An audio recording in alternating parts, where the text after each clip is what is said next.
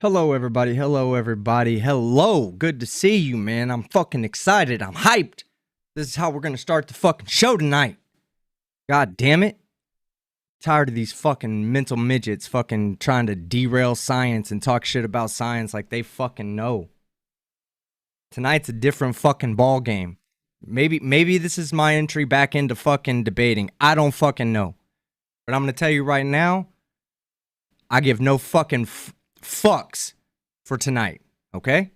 That's just how it fucking works. Now, I've sent this guy's joined already with vMix, but there was about a half a second delay. So it was too much for us to be working with back and forth like that. So I gave him a Discord link, waiting for him to join the Discord. In fact, I'm going to share that Discord link with you guys in the chat right now. What up, Gary IOW? Good to see you, man. NANA, always a pleasure, my friend. But here's the Discord link right now. Y'all feel free to join. If you're not already a part of the Discord, we have a fucking thriving Discord community. Lots of people in there to chat with. Excuse me, lots of people to do all kinds of shit with. So feel free to join as you would like. And as soon as he joins Discord, we'll get a Discord call going, and I will I'll bring him in and we'll get this fucking show started. Brainy Beaver for $1.49 Canadian. You introduced me to this jackass. I kind of blame you for it. But it's not your fault. Andrew Rouse for 20 Aussie dollars. Yo, team, I just watched your debate in person with Natalie. All I was hoping was for you to knock that bitch out. Yeah, I promised James that I would not assault him. I promised him that, so and I stuck to that promise. More debate, Team Skeptic, says Joey. Yes.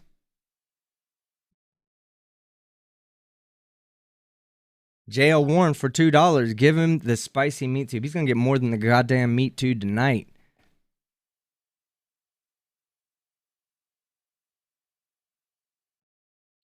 That's weird. He's not. What the fuck? All right, he sent me a new message. Let me see what he says. Oh my God. This guy.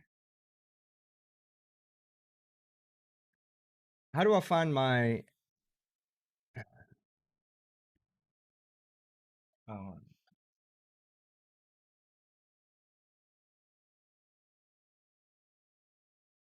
Saying he's having trouble joining my Discord. You gotta be kidding me, right?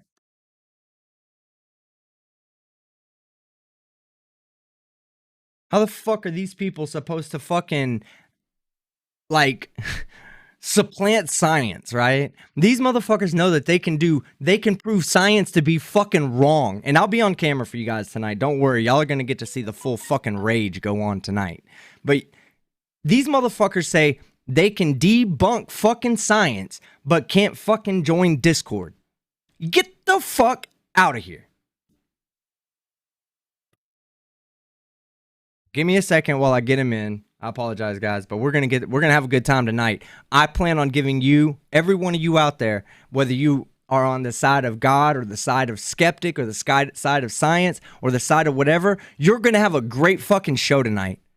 Because gloves off, meat tube out.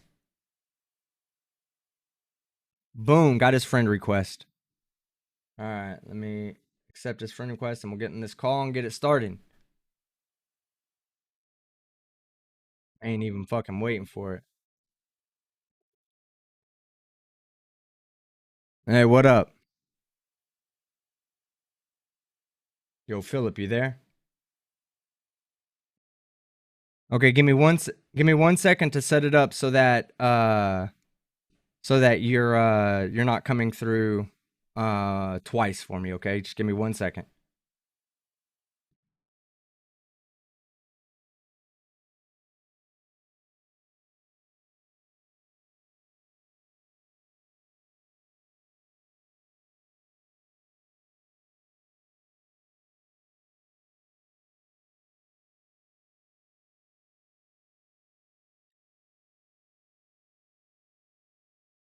Hold on, I'm getting it worked out. Got to change some of my routing tables.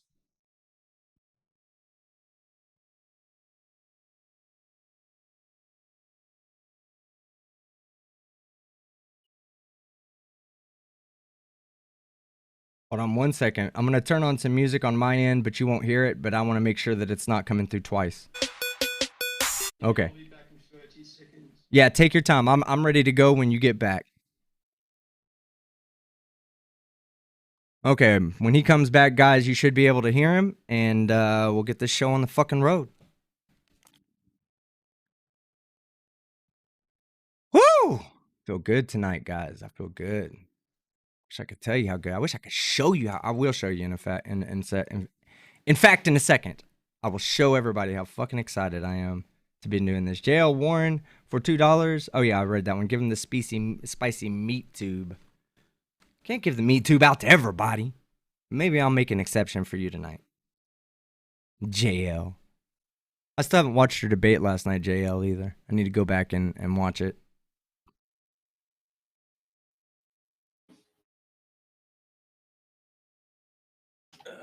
Okay, I'm back. Okay, good deal. Give me a mic check so I can make sure that you're good to go inside of the vmix. Testing, 1, 2, 3. Yeah, let me turn you up just a bit so people can hear you properly. Don't want anybody missing this level of stupidity you're about to display. All right, so everybody can hear you now. All right, so you have all this science and science knowledge and backing that seems to have like no scientist ever in the history of science has ever had. So what I'm going to do is I'm just going to let you start talking, okay? You give your evidence for God, and what I'm going to do is I'm going to stop you when I want to get clarification on anything or I want to refute anything you say. And anytime I stop you, I will also give you all the opportunity in the world to refute what I say, okay? This is not going to be a me talking over you, or nor am I going to allow you to talk over me. All I ask, one thing, one rule, don't go all fucking childish like you've done in the last two debates with this la la la la la la la la, all that bullshit. I don't want to hear that bullshit. I deal with adults. This is not a child's fucking channel. Children aren't watching. Nobody's going to find that fucking entertaining. So I will give you an opportunity to say anything and everything that you want. That I will promise. That is what I promise to my people out in the chat right now, that I will not keep him from getting anything he needs to get out. You guys can hold me to that. So Philip, the floor is yours. Go ahead and first introduce yourself so anybody that is out there wants to know where they can see more of your material or reach out to speak to you. Where would they do that? So let me give you a few minutes to introduce yourself. Okay, my name is Philip Canellis Aman. I am a Christian with a YouTube channel titled Philip Canellis Aman. I'm here to debate team on the topic of cosmogony in reference to the existence of God.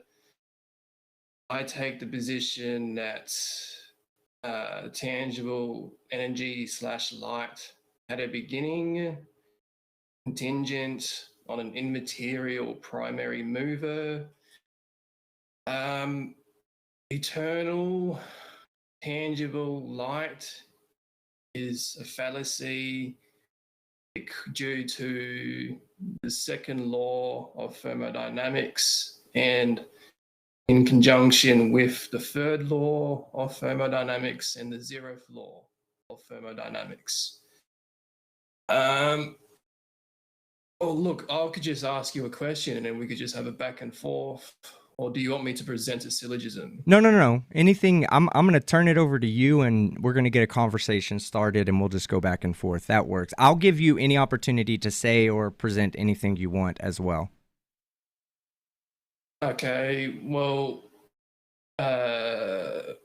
tangible energy and matter doesn't consist of life from the very earliest starting point. Can I ask you one question? Can you define tangible energy? Light that emits from a star or your computer screen. And that to you is tangible. It's something that you could see. Tangible is just another word for visible. No, tangible is comes from Latin, which means to touch. So Yeah, you can touch light. You're playing semantics right off the bat. I can touch light, but how do you touch light? How do you touch a particle that is dimensionless? The light emitting from my computer screen is touching me. It's not touching You're not you. being honest. It's You're not touching being you. honest. It's interacting with the electrons and the atoms on your skin. That's what it's doing. It's not touching you. You don't even have to light. Okay, if you understand how light works, light is an electromagnetic wave. It actually, when it gets into the proximity of an electron, it begins to interact with that electron. Okay, so this is how refraction really works. Like, a lot of people don't realize this, but this is how refraction really works. Okay, so when you begin to say things like tangible energy, no, I'm not filibustering. I'm trying to explain to you why what you're saying is already incorrect, and at least so I can understand what you're trying to say. It is incorrect. So no, it's not. It's not. Light is not tangible. Light, you could see it. No, light interacts with the photon receptors in the back of your eyes, and that interaction is processed by the brain and forms a picture in your brain.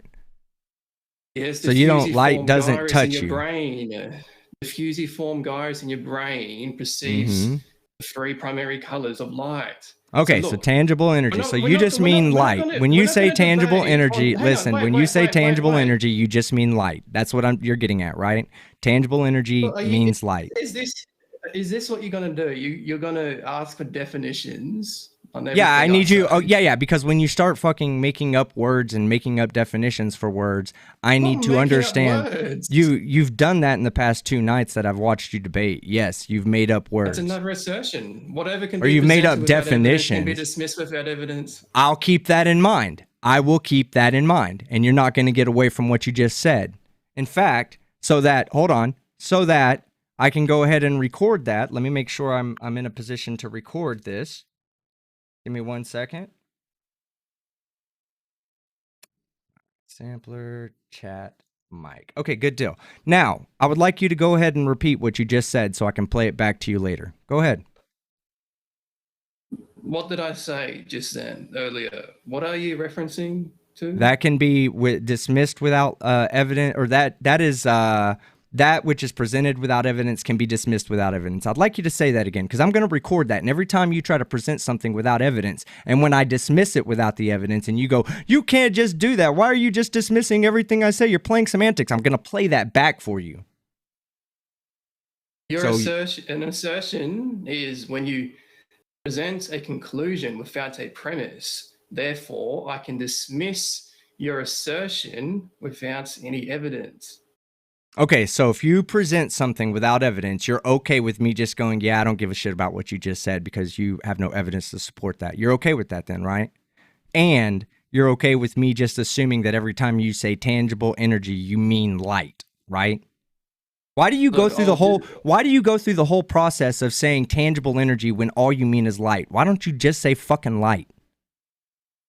Because then you would probably ask for a definition for light, and then you're having another opportunity to filibuster. Why are you assuming I'm going to ask you for a definition of light? I understand what light is. If you said light and tangible matter, I would have understood that. I would not have had to come back to you and go, hey, what does tangible energy mean? Then I would have known, oh, tangible energy means light. So just use light instead of tangible energy. And anytime you do use tangible energy, I'll assume it's light.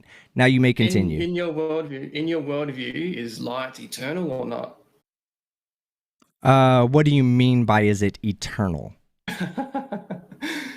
You don't know what eternal means, do you? Do you mean to say, do I think that unimpeded light will go on forever and ever and ever? Yes, absolutely. It's an electromagnetic wave. It's something that self-propagates, needs no energy input, and as long as nothing is there to impede it, it will continue to go on forever and ever and ever. No, you don't know what eternal means. Eternal means no beginning. So to reiterate my question... Okay, no, light is not eternal. No, light is not eternal. Light gets generated when an electron moves up in its orbital shell and then goes back down. When it drops back down into its original orbital shell, it emits a photon. This we can test. So no, light is not eternal by your definition. The electron is just the energy, is just the light, the energy. Electron is not light. Material. An electron is not light. That's a tangible object. It's the material, light, energy, matter. So I have to break this down again.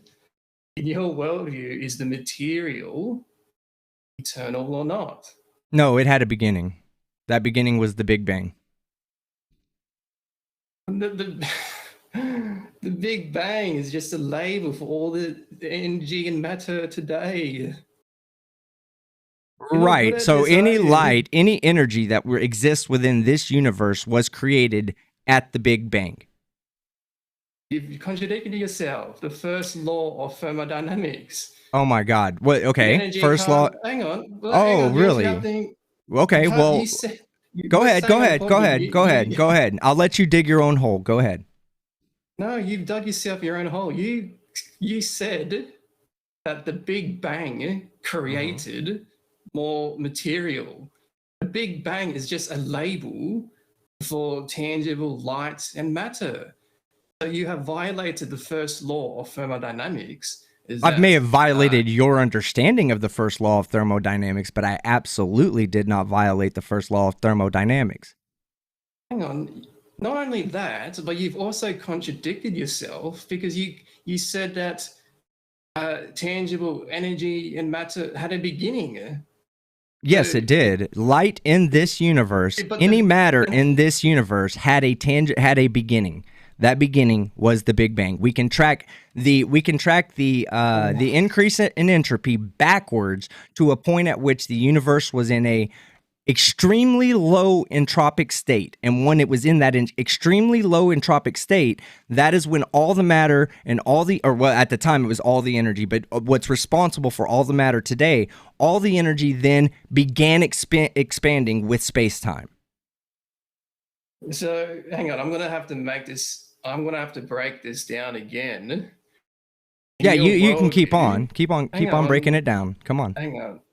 So in your worldview, the material for the universe, did that pop into existence? Or has it always been here?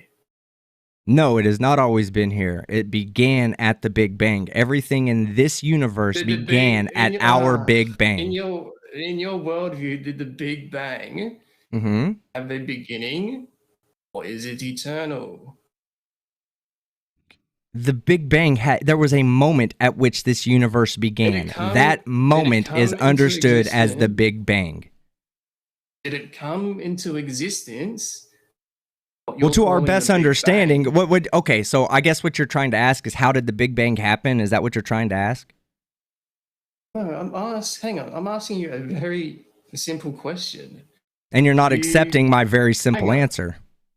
No, you're just arguing semantics. I believe that's your job right now. To reiterate my question, what you call the Big Bang, did that come into existence contingent on an immaterial cause, or has it always been here? The Big Bang was the first moment of time in this universe.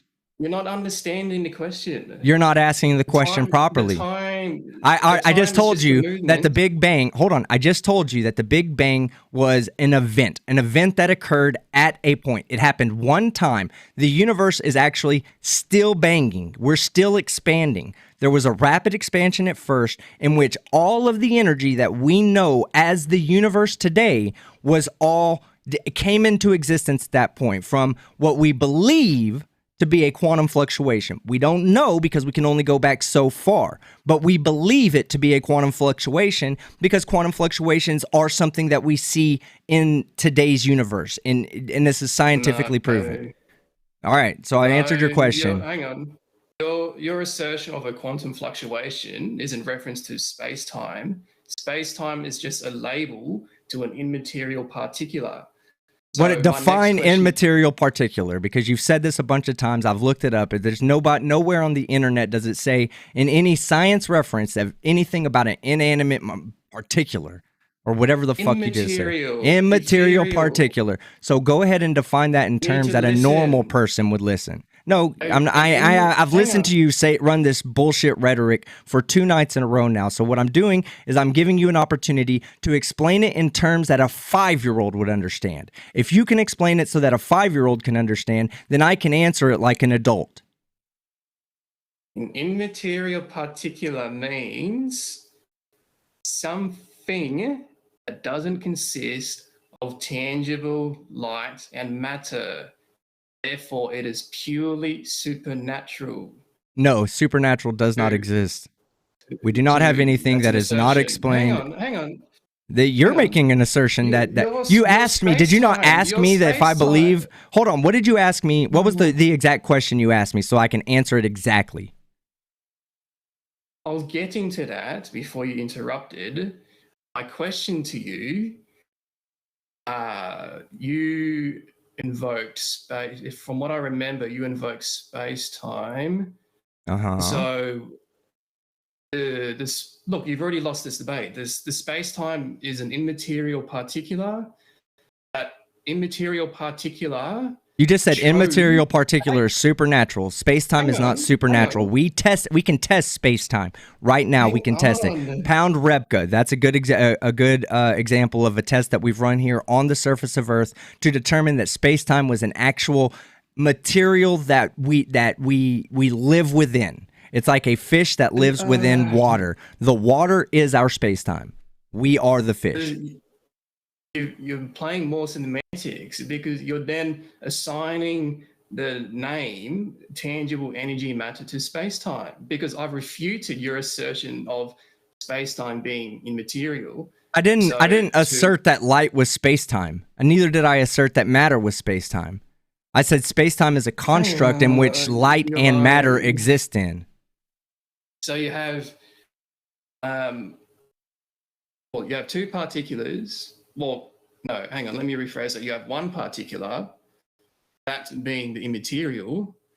That immaterial created finite in size, tangible light, and tangible light.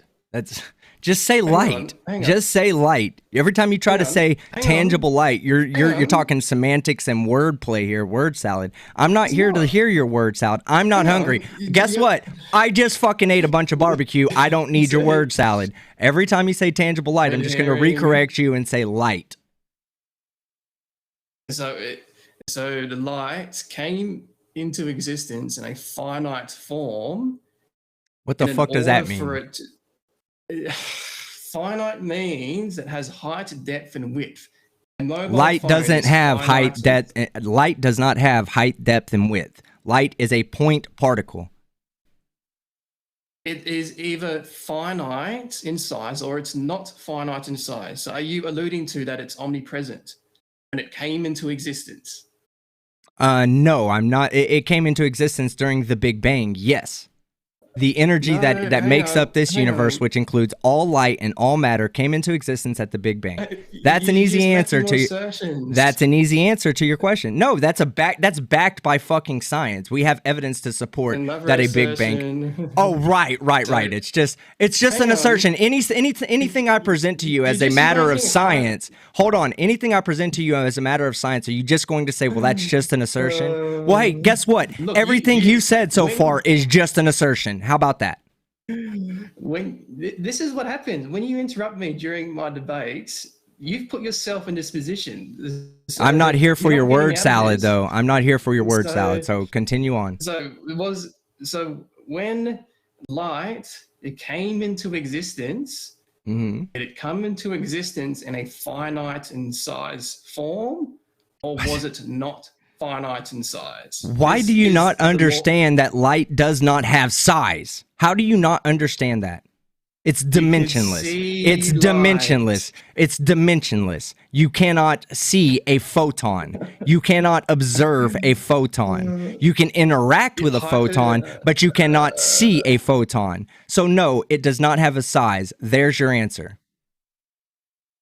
Hypothetically, if we had the technology today, we could see. How would you see? How would you see a fucking photon? Explain to me how you would bounce one photon off of another one to see it.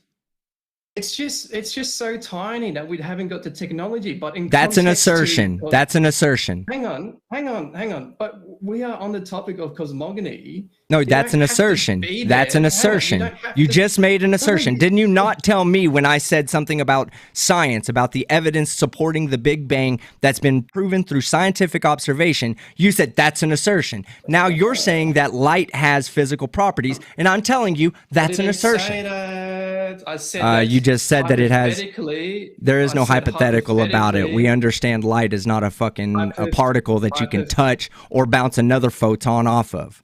Bottom line. So you're still circumventing the question.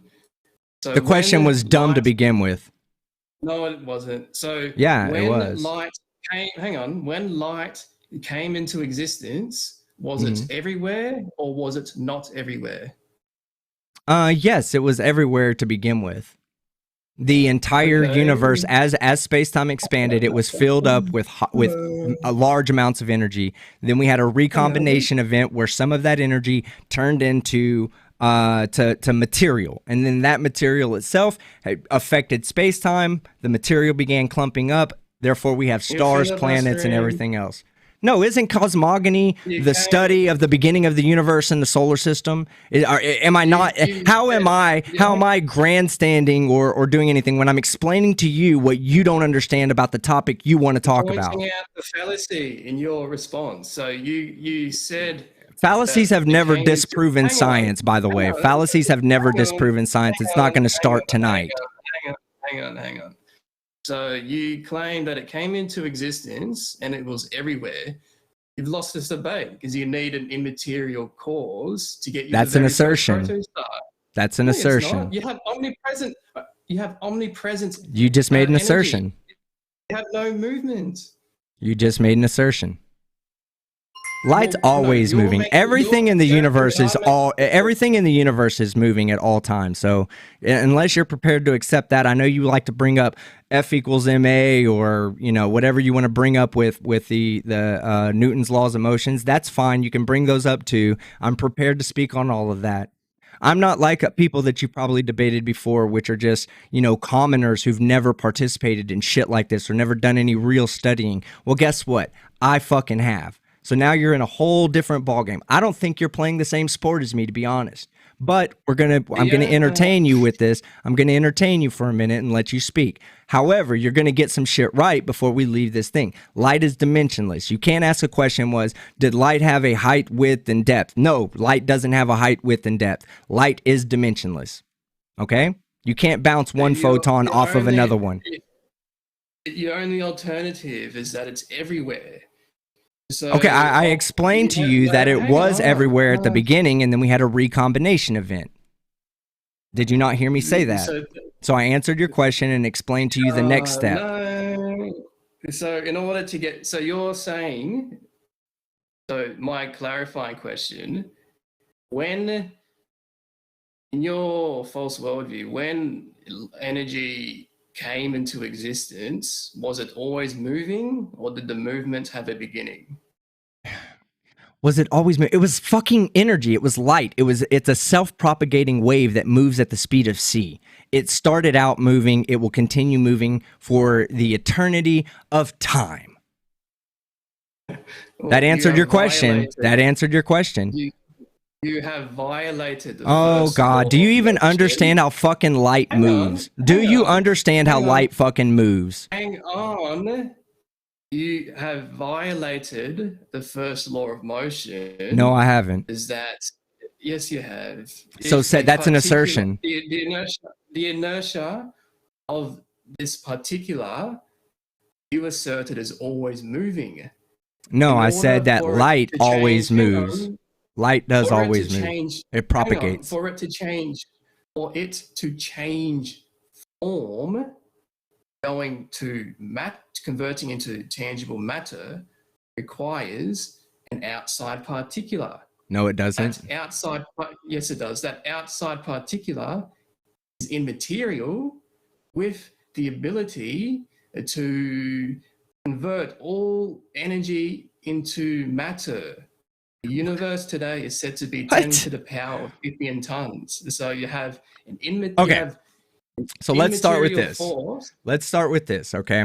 A photon is an electromagnetic wave. It has two fields associated with it. One is the electric field. No, shut up. One is the electric field. One is the magnetic field. When the electric field is stimulated, it stimulates the magnetic field. When the magnetic field gets stimulated, it stimulates the electric field, and so forth and so forth and so forth. So for energy to propagate, it needs no outside particular or whatever the fuck you want to call it. It doesn't need that, okay? It does it on its own because it is a self-propagating wave. We have proven this already in science. Your lack of an understanding of how electromagnetic waves work, your understanding of the way electromagnetic waves work is not mine or science's problem. What you should do is go learn about Maxwell's equations. You contradicted yourself. Explain. So you're implying gaps now to get a chemical reaction, but you claim omnipresence. I didn't speak of no kind of chemical reaction. So what the fuck do you even mean by that? You're implying that there are gaps in between. No, I'm not. You claim that it was omnipresence. It was essentially everywhere after the Big Bang. Yes, energy was, yes. So in order for it to change form, change its trajectory.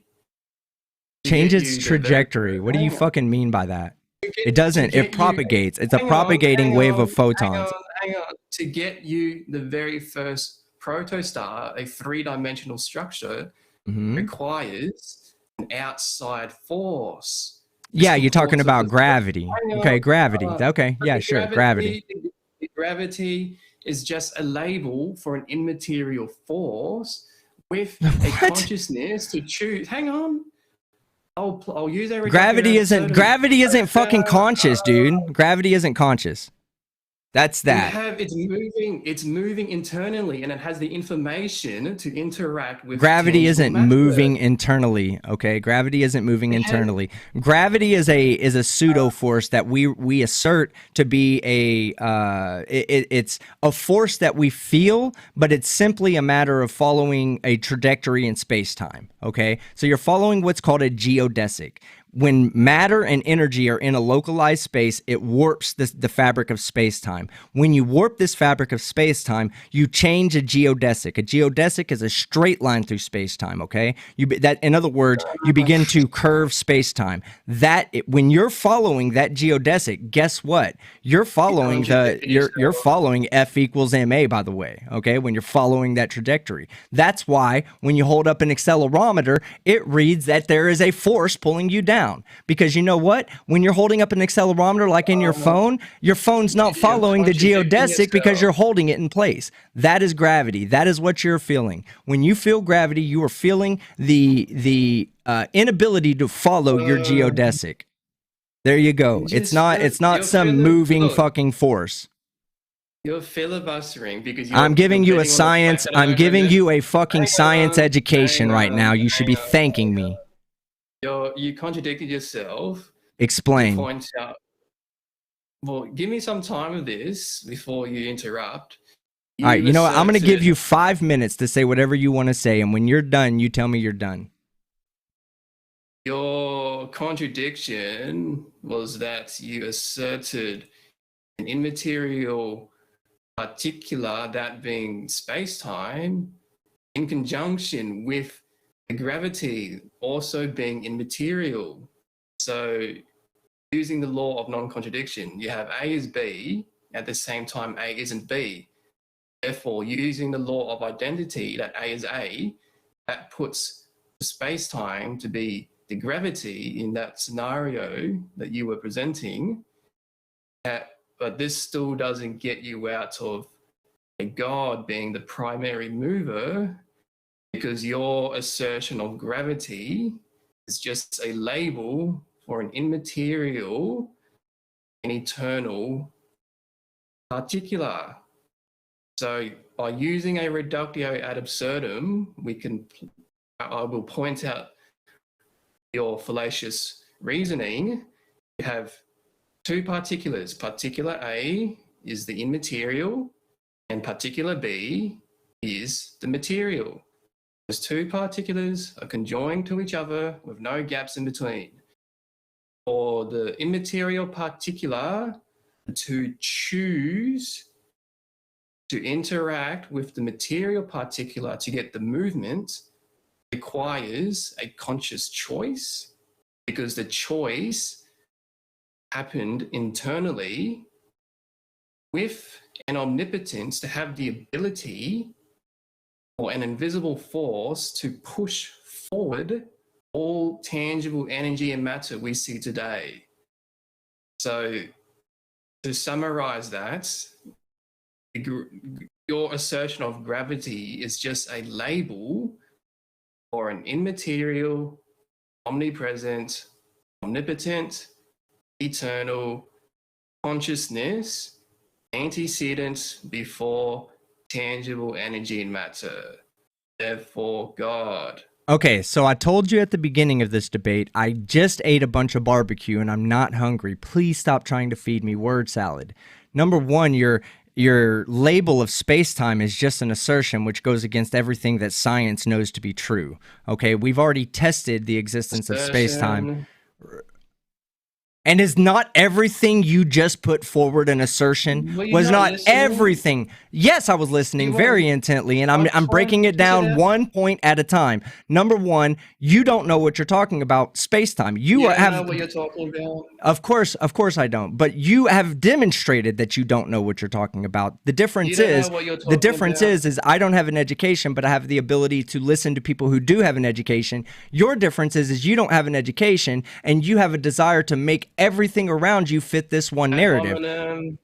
What the fuck do you mean ad hominem? Do you even know what an ad hominem is? I didn't fucking attack you and say you're stupid and that's why you're fucking wrong. So yeah, you're stupid because you don't know what a fucking ad hominem is. And an ad hominem is when I replace an insult with a fucking shut up. Okay, I'm gonna.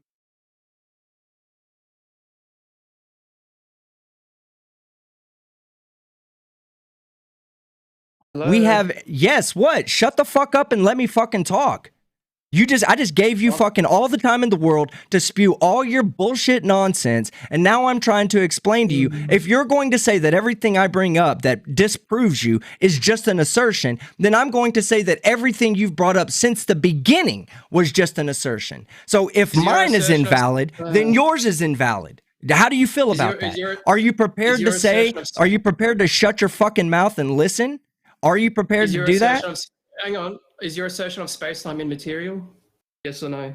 No, it's material. It's something, it's a construct that we exist within, and we can test it. Yes, we can test it. Yes. The material is tangible matter. Yes or no? Yes. I didn't say that it was, I did not say that it was a material like fabric. I'm using material in your terms, something that exists. It is an actual construct. It is what you and I are traveling through right fucking now. It is responsible for the ticking of time. Okay? It is responsible for gravity. And we've tested all this before. So yes, when you just deny that space-time is an actual real thing, that's an assertion, and I'm going to need some evidence to support that assertion. Care to give any evidence to support the assertion that space-time is not real? How about that? Don't filibuster, don't fucking word salad. Do you have any evidence to support your assertion that space-time is not a tangible construct? I'm just saying that. No, that's not the question I asked. That's not the question I asked. I asked you, do you have evidence to suggest or to point out that space-time is actually intangible, that it does not exist? Do you have any evidence to support that, or is that just an assertion? I'm not saying that the intangible doesn't exist. Do you have anything to back up anything you're saying? You're still not giving me evidence to back that up. Your assertion of gravity is immaterial. Extrapolate that back to terminus quo. I already told you, your little fancy words that you want to use for debate tactics and all that ain't going to work with me, because guess what? It doesn't disprove science. You can say termino quo and fallacious this and fallacious that, but the fact of the matter is that your fallacies have never in the history of time debunked science. You've done nothing So but you interrupt have and say that everything I put forward is just an assertion. Give me evidence to support what you say.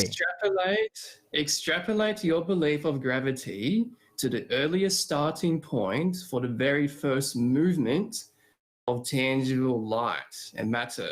Extrapolate my okay. So when the Big Bang occurred, there was two fucking things that both came into existence: energy and space-time. Energy bends space-time. Space-time tells energy how to move. What else do you need to know? So extrapolate your belief of gravity to the earliest starting point. I don't believe in gravity. Gravity is real. You don't believe in gravity. I don't believe in gravity. Gravity is fucking real. I don't need a belief. I don't need a belief to believe in gravity. You contradict It's yourself. real. It's been tested. The Earth is flat in your worldview. So right. Of course. I'm one of the premier flat Earth debunkers, and the Earth is flat in my worldview. That's an assertion. Do you have any evidence to back up your assertion? No, that's an assertion. Come on. If you're going to play fair, then when you say that when I'm pointing out that there's scientific evidence to support something, and you just say that that's just an assertion, well, no, it's not. There's scientific evidence to point it out. Shut up, and listen to what I say. Pound Repka. That's an experiment that shows that the existence of that space-time does in fact exist. Pound Repka. Go look it up. That's not an assertion. That's an experiment. I'm not denying the intangible. Look, you maybe misspoke, so we'll forget about that. So extrapolate your belief of gravity to the earliest starting point for the very first movement. Okay, so let me answer your question, because you said the exact same fucking question. You told me to explain how I extrapolate gravity backwards. So let me go ahead and extrapolate it backwards for you. But let me go ahead and extrapolate. God damn, well then get to the fucking point, dude. You're fucking you're spending your time to ramble on. Speak faster or get to the fucking point. I don't have all time. I know you're speaking very slowly. I don't need you to speak slowly. Everybody out there understands you're talking bullshit. Just get your bullshit over so I can prove it's wrong. If you God, I wish I had a 2x speed for this guy. Hang on. Okay, I have to start again. Every time you interrupt, I'm starting again. I don't care. Hurry. Just get to the fucking point, or I'm going to mute you and just tell the audience what the answer to the question you're about to ask is. So hurry up. It's not a question. Then get your fucking statement that you're about to make. Make your fucking statement and get to the fucking point. If you stop interrupting, then I...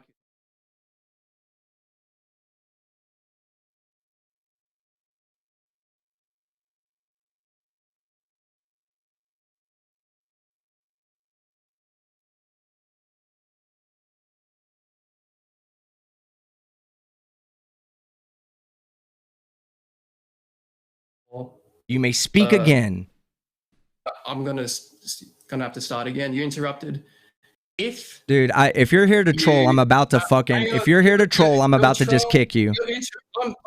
I can go walk. We can go laugh at your last fucking debate, and I can give all the people the information that shows that you're wrong to begin with. I don't know how long this premise is.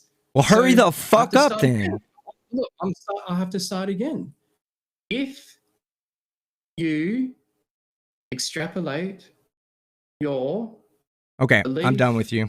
Bye.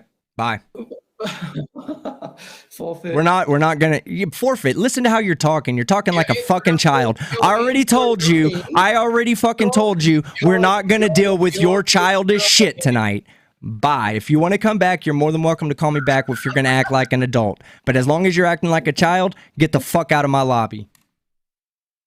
All right, sorry guys. We can go watch the last debate, and we can break down his last debate and give any evidence for anything that he's fucking talking about. But I'm not going to sit here and let him on my adult channel with my adult fucking audience and me being a bona fide fucking adult, listen to him talk like a goddamn child. I don't give a fuck if in his worldview I forfeited. Good for him. He's a fucking retard. Obviously, life has forfeited on him already. Okay, so I apologize, guy. I apologize for all that, guys. Let me read some of these super chats out, and then we'll give him a chance to call me back if he's gonna be fucking acting like an adult. I'll take the fucking call. If he's gonna act like a fucking child, he can go do that shit on the sidelines or in somebody else's Discord server. Told you I am not here playing tonight. No, he ain't got me triggered. Who said that? Hold on. Bunny Killer, I'm not triggered. This is how I've always been in the debates. I'm not about to let this piece of shit talk to me one word at a time. He can fuck off. All right. Fohammer 335 for $2. Lick my boots or whatever. Thank you, Fohammer. Appreciate it, brother. Fohammer for $2 more. Roots, not boots. Here, I'll bring JL Warren on and we'll go ahead and bring up his debate last night, and everything he's trying to say tonight, he's about to try to say it again today. But the thing is I'm not putting up with that bullshit. I'll fucking do that shit somewhere else if he wants. All right, Roby for $5. Science is fake because I don't understand it. Using the laws of logic to debunk the laws of logic proves the laws of logic. Much love, Team Skeptic. Yes. AJ Hieb. Oh, AJ, you know what? You can replace him. You can come on here and we can go over that as well, because you didn't do a bad job on the fucking yeah, this dude is still sitting in the call like I'm about to bring his ass back on. Mom sent him a message.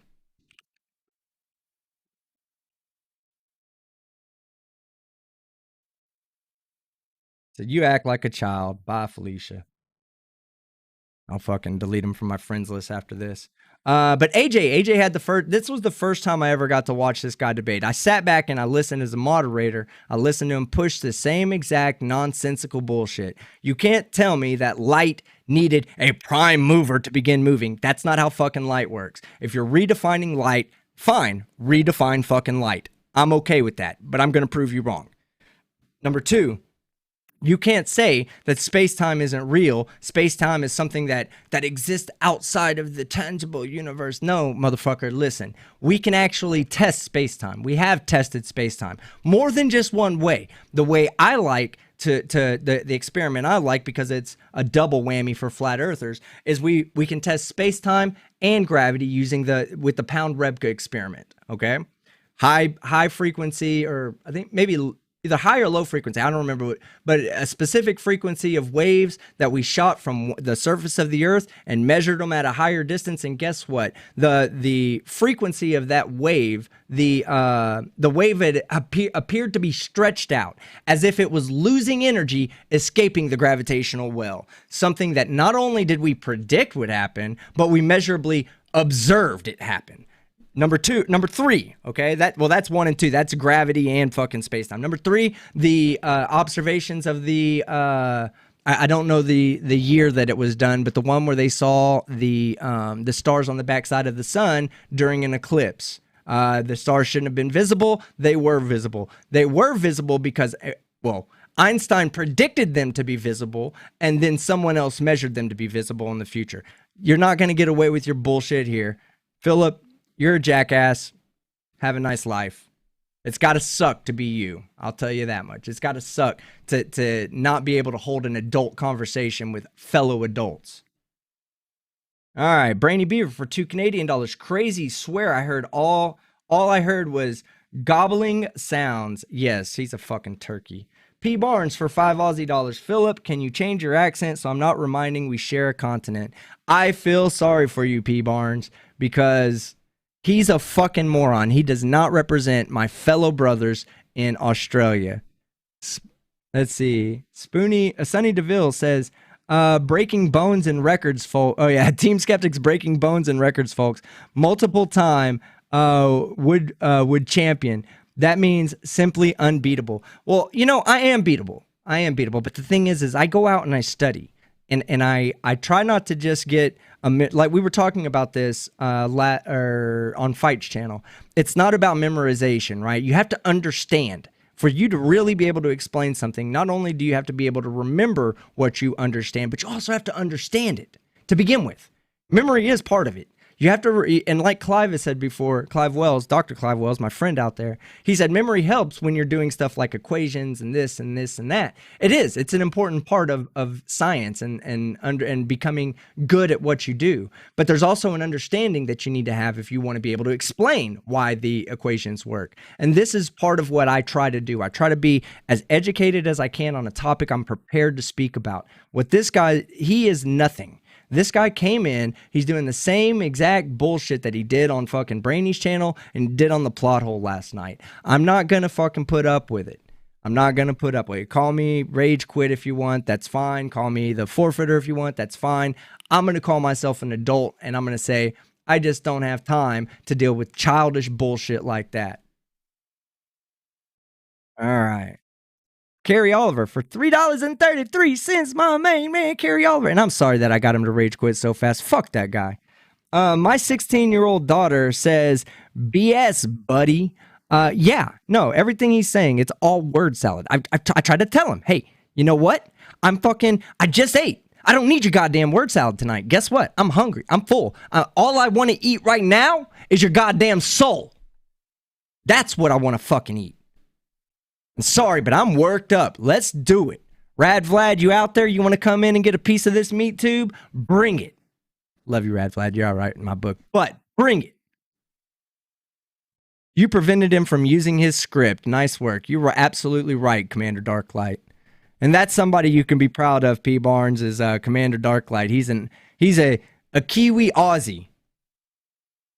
And I love you, Carrie Oliver. Just saying. And then we have a new member, and that would be Sean Zeke. I hope I said that right. I think it's Zeke. The way it's spelled, it's kind of interesting to me, but Sean Zeke's a new motherfucking member, baby. Yeah. Let's go. All right. I'm sorry. I'm in an excited mood tonight, guys. I hope you know. I love y'all. Y'all are amazing. Even you, Bunny Killer. Love you. Alex Snow for $2. What is tangible light? I just spent $2 on this. Yeah, that's exactly what, that's not something. If you're going to say tangible objects have height, width, and depth, then light's not tangible. If you're going to say tangible objects are something you see, well, you can't see light because guess what? You can't bounce a photon off of another fucking photon. You can watch its interactions. You can watch its interactions and deduce that a photon was there. We do that all the time. But you cannot see an individual photon because a photon does not reflect light. Therefore, I cannot bounce something off of it and look at it come back to me. I would love to know what his explanation of superposition is, by the way. And thank you, Alex. I appreciate that. Theo Fungi for £2. Says finite tangible light with height, depth, and width. Exactly. Tangible light, finite tangible light with height, depth, and width means shit. It means shit. That's what it means. Ziggy I for 51.1 Nokia dollars, baby. I love Nokia. Another creatard who doesn't understand science. Rip him apart, Team Skeptic. The moment he declared victory, gloves go off. Yeah, I'm sorry. I would have kept him on, and I would have kept beating that into him, beating science into him, if he wouldn't have fucking acted like a goddamn child. I'm not going to sit here and him say, I need to start over, and then start talking to me one word at a time. No, I've got better things to do with my life. I have a child in there that I could be spending that time with, other than listening to some random child from some other place on the fucking globe sit there and talk to me one word at a time. Fuck him.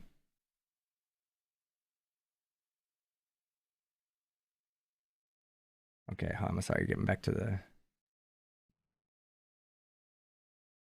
All right, P. Barnes for $5 Aussie. I didn't know Darth Dawkins and Ray Comfort had a son.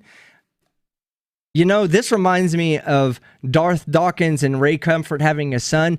If Darth Dawkins and Ray Comfort were brothers, okay? That's what this guy represents right here. The Spirit 84 for $5. Oh my God, team. I don't know how you do it. This dude's speech is too monotone. I zone out after 3 words. Yeah, he, like I said, man, I'm not here to listen to him fucking go off on and on and on and on and on, boring me, boring you, boring people that are gonna watch this in the future. Fuck out of here. The Spirit 84 for another $5 with no message. Spirit 84, if you had a message that you meant to send with that, if you just tag me in the chat right now, I will read that message out, and I appreciate it. My brother, my friend, my sister. I don't know if you're a man or woman, but you know. All right. Row B for $20. You gave him rules. He breaks the rules, then claims victory after 40 minutes of misusing words. Wow, were we on for 40 fucking minutes? Jesus fuck.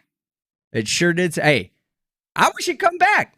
Come back. You know what, Philip? If you're out there listening, get back and call me back. You don't act like a child. I'm going to continue to beat fucking science into your fucking face. God, I'm so sorry. I don't mean to be so violent, guys. Adamant Forge for $5. His entire worldview is a circle jerk of woo. He can go play with himself or try and start over 3 seconds later. Yeah, fuck that guy. Yeah, and thank you, Adamant Forge. It's always great to see you, my friend. YouTube Surgeon General for $2. Scream Skeptic activated. I told you guys. I told y'all. I wasn't... Tonight, I was bringing the fucking hammer. That's what was fucking happening tonight. I wasn't fucking changing the way I was going to approach this. I used to approach Flat Earth like this, which was fun and all, you know. I love doing that. But that's kind of why I said, you know what, I'm going to back off. Maybe I'm just getting a little bit too upset. But after listening to this guy in the past 2 nights waste everybody's fucking time with his bullshit-ass fucking understanding of science, and with the way he spoke to me about, oh, he tried to say he was debating me and that he won on Brainy's channel when he was debating AJ. What the fuck was that? So I said, you know what? I'll bring you on my channel. Look at this. My eye is twitching. That's how fucking ready to go I am right now. Y'all might just have me stand up and start fucking dancing. Is that what you want? Do you want to see me dance? I'll dance all over this fucking pseudoscientific grave. CPM Zone for $5. My daughter, who hasn't studied physics, laughing her ass off at this clown. Sorry, laughing her butt off at this clown. She understands all you say, team. Exactly. Exactly. If his daughter can get it, why can't this grown-ass man understand it? Now, I'm assuming your daughter's not even 18 right now. I'm assuming that she's in high school or under, and she probably understands what I'm saying and doesn't understand. And what this guy's saying, I bet she understands that everything he's saying is a bunch of loaded up nonsense bullshit. Thank you very much, CPM Zone, for the $5 as well, and love you too. Neon Soul for €5 says God is supposed to be the SMTH. I don't know what you meant there. SMTH beyond our reality. So how the fuck can SMTH not in our reality be SMTH that is in our reality? Or can we interact with it? I'm not sure what you mean by SMTH. I'd love to try to answer that question for him to you. But I just don't exactly know. I don't exactly know what SMTH is. Hey, Neon Soul, if you'll let me know what SMTH means, something. Oh, is that what it means? Something? Okay, yeah. Let me reread that. God is supposed to be something beyond our reality. So how the fuck can something not in our reality be something that is in our reality or can interact with it? Exactly. There's nothing there. I mean, he has no that's funny, right? When I brought the experiment up and I said this is an well understood construct of science, and he responded with oh, that's an assertion. Dude, do you not understand that every fucking thing you just fucking said is a goddamn assertion? Do you not understand it? How fucking stupid are you? Are you dumb or something? God damn. It was already, you can ask Commander Darklight and Bella Charge, it was already warm in my room right now, so if you see sweat running down my face, just know it's sweat coming from a good place, baby. It's sweat coming from a good place. I only want to see you dance if you put the mankini on. Oh my God. I should have never told y'all I would wear a mankini. That ruined me, personally. Fried Jimmy for $5. Could you ask J.L. Warren if he ever got a chance to look at the book I sent him? Book link I sent him. Hold on one second. Let me bring JL in here. Shit, I'll give him fucking dipshits link. Couldn't fucking figure out how to work fucking vmix.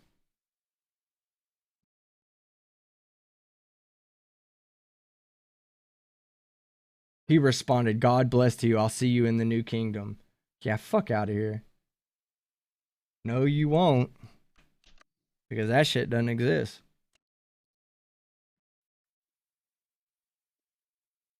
AJ, if you'd like to jump on and kind of talk about your experience with this jackass, I wouldn't mind having you on. Message me on Discord and I will send you an invite. And JL will be here in 1 second. So, Fried Jimmy, I'll read that off to him when he does actually get on.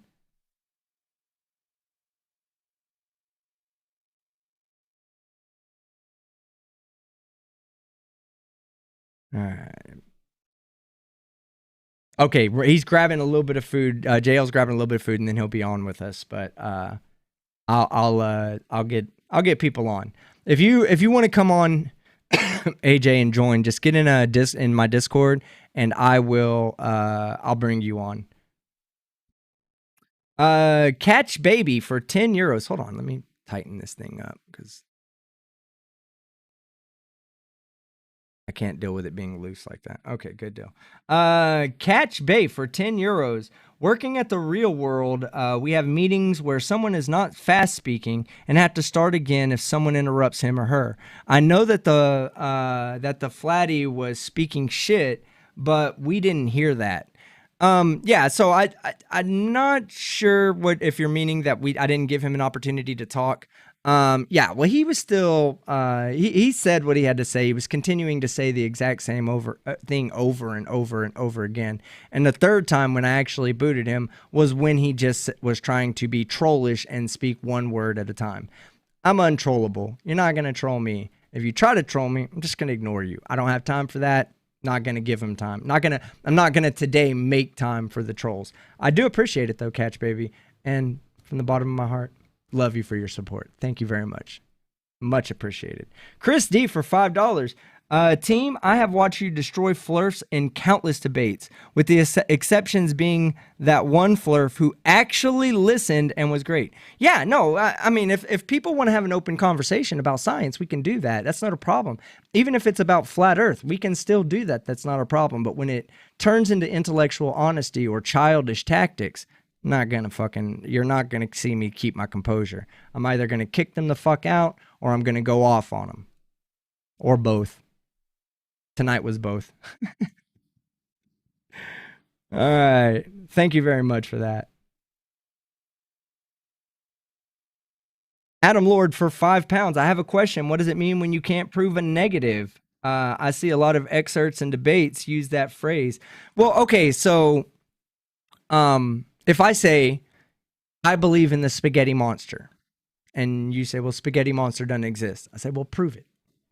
Well, you can't prove that the spaghetti monster doesn't exist. You can show through logical contradiction that a spaghetti monster is illogical to believe in, but you can't prove that it doesn't exist. Really, you can't prove that something does exist. You can only show evidence to suggest that it exists.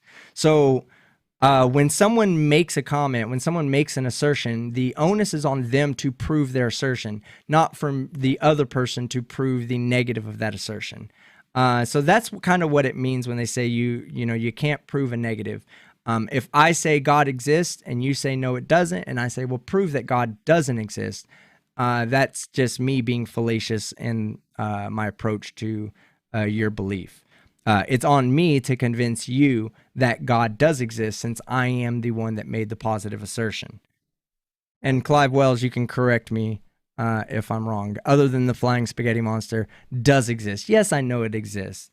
I just don't want I don't want to impose my religion on other people.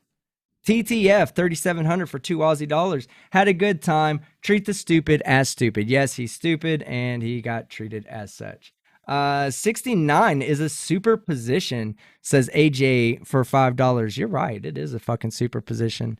And AJ, when you're in, tag me in the chat once you're in the Discord, and I'll bring you on the call. Okay, Bob's Gyroscope. Thanks, Bob, for $2. Would you host another capitalism socialism debate? I would. I didn't get a very good reception on the last one, which I thought was pretty good, actually. I thought that they, I think they're both wrong, but I did. Oh, hold on. Let me, I got you. I see you in there. AJ, let me, I'll get back. I'll answer that. Don't worry. I'll answer that question. I'm trying to figure out how to call somebody that I don't. There it is right there. All right, AJ, I have a call set up for you to jump in. Just jump in it whenever you want, and the audience can hear you. God damn it, forgot what I was talking about. Oh yeah, there wasn't that many people that actually showed up to that or watched it after it was done, which is okay. I mean, not every debate is for everybody, but I would love to have another capitalism versus socialism debate. But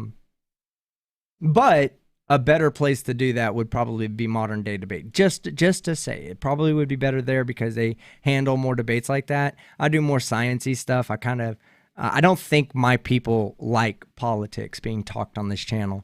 Put a 1 in the chat if you want to see politics on this channel, and put 69 in the chat if you don't want to see politics on this channel. What up, AJ? How you doing tonight? Doing pretty good. Hopefully I got everything worked out technology-wise. Can you guys hear me? Oh, yeah, we can hear you perfectly. Look at all those 69s in the chat. 69, 69, 69, 69. Yeah, see, that's why I'm kind of hesitant to do it again, Bob's Gyroscope. But if you ever needed me to reach out to Modern Day Debate for you and suggest you versus somebody else, or if you have anybody in mind, just let me know. If it's something you would prefer to see on this channel, then maybe we can still set that up for like a Tuesday night or not one of my regular streaming nights. OG Goblin for $5, and we'll get to you in a second, AJ. I'm just going to get through these super chats before we start talking again. No, sir. You got the money to make, man. Yeah. OG Goblin for $5. That's a boost. Is a flat earther demon round on a... That's a boost. Is a flat earther... a flat earther demon found on Omegle. Look him up. TikTok, 1 million subs. What? Let's get that dude on. I'll smash that dude. Bring his 1 million subs too. I'll pick up on that. Huge R. I got it. Hey, OG Goblin, remember to remind me about that, okay? And if I need to remind you to remind me, then the whole construct falls apart. That it won't work that way. So it's on you to remind me that we need to get in touch with this guy and get him here for a debate. Huge Arse for $2 Aussie. This guy can Foxtrot Oscar.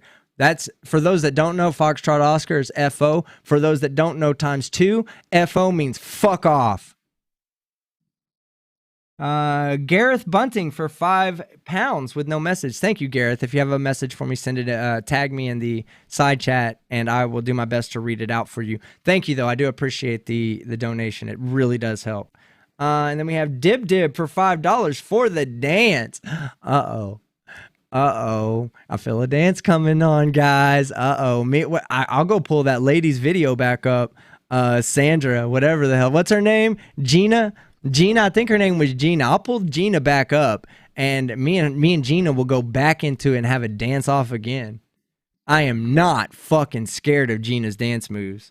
Aussie Globehead! Aussie! AJ, that's your cue.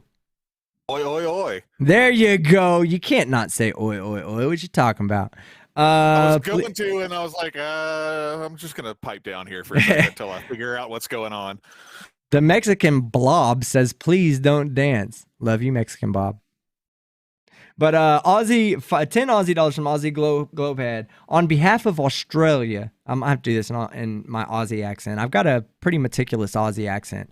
On behalf of Australia, I'm sorry you had to put up with that brain-dead bogan. I hope I did that right. I'm pretty sure that Commander Darklight and Aussie Globehead would be fucking proud of me. The Spirit 84 for $5. No message. Thank you very, very, very, very much, Spirit 84. Love you. Really do. And your contributions to my channel really help out a lot. It really does. Commander Darklight for 50. Aussie dollars says, dance, baby, dance. Okay, hey, it's going to happen. Was that a Tennessee accent? Huge Arse, what the hell's wrong with you? That was my best Aussie accent. It's Aussie. I'm a Aussie now. I'll read all my Aussie super chats out in Aussie. All right, the Spirit 84 for $5 says, I only want to see you dance if you put the mankini on. That's probably not going to happen tonight because it's already so. Actually, I bet the mankini would be much cooler than what I fucking actually am wearing tonight. TTF 3700 became a new motherfucking member. Yeah. Thank you very much. I appreciate it. Illuminous Poo for $2. This is all just got here. Run them off already. Illuminous Poo, I'm sorry. It was not a conversation worth listening to. Trust me. But if you want to listen, go back to the beginning of the thing and you will be able to hear it perfectly fine. CPM Zone for $5. You're right. She's in high school and taking physics next year. Wants to be an astrophysicist. Please encourage that, CPM Zone. Please encourage that. We need more people that are interested in science than we need people interested in TikTok. So the fact that she wants to be an astrophysicist just makes me beyond happy. Means you're doing something right out there, CPM. You're doing something right as a parent. And good shit on you. Simon Spencer for £5. Good to see you didn't take his bullshit. It was painful listening to him, and that's no assertion. Yeah, it is. It's an assertion. Don't know how JL and Johnny put up with him so long. Peace. Yeah, and so did fucking Brainy and AJ right here. AJ put up with his dumb shit ass for too long too. But let me get over here and read this last one. This is from Oliver Mary Jane for $6.99 Canadian. Hey team, hi from Canada. Just here sipping some ribs. Oh, some nice. Guys, my eyesight fucked off. Excuse me. Here sipping some nice 40 Creek whiskey. Ooh, I might have to whip out a little bit of whiskey too tonight. And this sip goes out to you, brother. Keep up the good work. Well, thank you very much. I do a Whiskey Wednesdays every Wednesday night moving forward. I'm just going to drink whiskey on Wednesdays and have a conversation with you guys, kind of sit back and relax, do something more relaxed, you know. But I'll put that $6.99 Canadian towards the whiskey. Masturbator says unsubbing. What? Why would you unsub, Masturbator? I like to masturbate as well. Okay, AJ, how you doing, man? Now I understand your pain. So, if I can pontificate about our buddy Philip for a minute, well, let me explain how all this came about. We'll give you the origin story, at least how we got into this mess. There was a channel called Tom Rabbit who does videos mainly going after and debunking a guy named Darth Dawkins, who is big in the he's a Christian presuppositionalist, and he's more, I think, renowned in the atheist versus religious community. But I saw some folks who clearly knew of Darth and had seen the similarities with our buddy Philip. Yeah. But there was a comment in one of Tom Rabbit's videos, and somebody and Philip had started basically a thread in there, and I replied to him, and I was like, pretty much everything you said there was either wrong or just blatantly fallacious. And of course, he immediately started in with his, well, that's just an assertion and blah, blah, blah. And then I want to debate you and let's debate. And we had a little back and forth, and it became abundantly clear that I was not going to debate this guy without a moderator. Oh, yeah. And the thing is we allowed that to go on. I mean, I interrupted a few times, but you know, it's not really, I didn't feel like in that debate, like when he started talking about tangible energy, you know, I was like, yeah, that's really not my job to step in and say, define tangible energy. That was really your job to step in and say that. And that's not a knock on you either. I'm just saying, like, to keep it fair, it wasn't my job to step in that moment. But when he got on my channel, it's a different thing. Right, right. And I didn't want to. Part of my thing was, since Brainy was nice enough to host the debate, I wanted to, for lack of a better description, give everybody a show. Like, realistically, when I got him at the very beginning on his definition of God, because I wasn't gonna let him move forward without defining God first. That, whatever it is you're trying to prove, define that first, then we can circle back on it.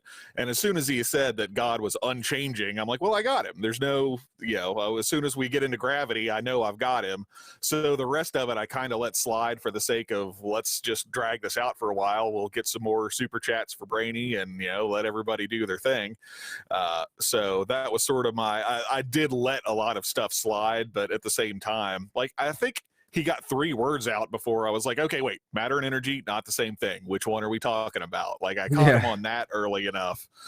And so at any rate, that's how we ended up getting Philip into the flat earth side of things over here. And I'm not sure how JL ran across him. I would be curious to find out how that came about. But I have suffered through about 48 hours of PKA debates that are posted on his channel, because I did actually want to know exactly what his argument was ahead of time. And it's a lot to go through, and I've heard the word tangible so many times now, dude. And then the crazy thing is, and this, he did this to you too. And again, I was only there to keep it civil. I wasn't there to interrupt and make an argument for you the other night on Brainy's. But he kept saying that. He kept, just like he did to me tonight. The moment I said, well, we don't have to assume, we're not making an assumption that space-time exists. We actually have measured it before. We've used it to conduct experiments. This is not something that is even up for debate at this point. Like, you can't say that space-time is non-existent, okay? Because we have ways of testing what we've made a prediction, formed a hypothesis, made a prediction, ran an experiment, and what do you know? The results of the experiment were just the same as our predictions. Why? Because space-time's an actual fucking construct that we have to deal with. It's responsible for time, it's responsible for gravity, it's responsible for, the medium through which light propagates, essentially, without there actually being a physical medium that we can reach out and touch or examine. We can test it. We can test to see if it's there, but we can't do much in the form of manipulation of it. We can't say, well, let's gather a bunch of space-time up right here and look at it under a microscope. That's just not how it works. And he's like, well, that's an assertion. No, it's not a fucking assertion. It's a declaration backed by scientific experiments. And if that's the case, then absolutely everything you've said so far is nothing more than an assertion. I can play that game too. I don't want to play that game. I don't want to say every time you bring something up that I know to be untrue, instead of explaining why it's untrue or explaining why it's false, I don't want to just default to, oh, it's just an assertion. That's not how I want to conduct a conversation. I don't know anybody that wants to conduct a conversation that way, except Philip. Philip's done it for 3 days in a row now, and I'm sure that he's done this before. I've never watched another debate. I've only moderated your debate and caught a small portion of the debate last night. That's all I had of him. Everything else I know already. Like when he said, when I asked him the other day what the 0th law of thermodynamics was, and he starts going off on a tangent that has nothing to do with the 0th law. And then when I fucking tell him, no, that's not the 0th law. This is the oh, well, what, you're just looking that up on fucking Google. No, I'm not. I know this shit. Why the fuck do I have to look it up? And then, go ahead. He did the same thing to me about one of the laws, because he made some wild assertion about what it was. So I read it to him off of Wikipedia, and he's like, well, you're just reading that off Wikipedia. Yes, I am, because it's something that actually will tell me a reliable source about what the actual law is, not something that you just made up. I don't know if you've ever encountered it before, but he did his explanation of what Newton's first law of motion is absolutely hysterical. It is so far out there, it has no bearing on anything. Yeah, but he loves to throw it out. Here's another thing. Mr. Andrat points this out in the chat. Ambulate. One word, ambulate. Yeah. Motherfucker didn't know what ambulate meant. He said that dominoes, physical dominoes. Yeah. We're talking about rectangular fucking 3-dimensional objects here. Dominoes, this big, that wide.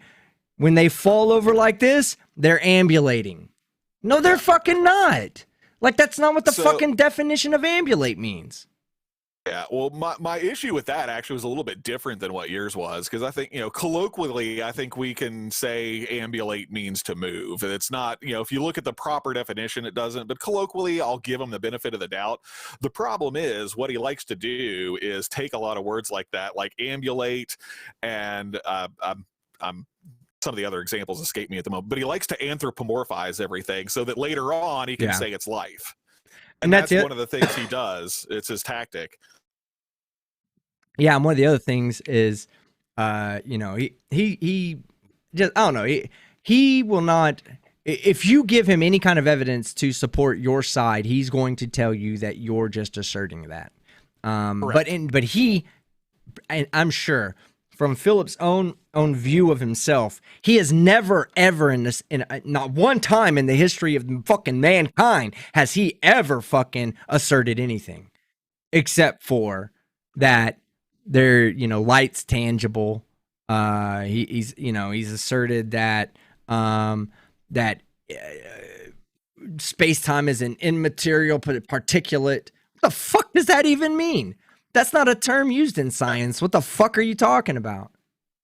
Well, I think one of the things that he does, this is one of his similarities to Darth Dawkins, for the folks that are familiar with him, in that I don't think he genuinely believes the argument that he's presenting, but what he does believe is that he can use that argument to win. So it's not a sincere point. He doesn't believe all of the stuff he's saying, but he believes he can use it to win an argument, and that's all he cares about, is he wants to be the guy at the end of the day that says, I won, you forfeited, na-na-na-na-na-na. Yeah, do you know who JM Truth is? Do you happen to know who that guy is? Oh, yeah. Okay. Oh, yeah. JM Truth, I don't know if you guys remember, and thank you very much, fuck YouTube, for fucking pointing this out. JM Truth said that you could hear light. Wow.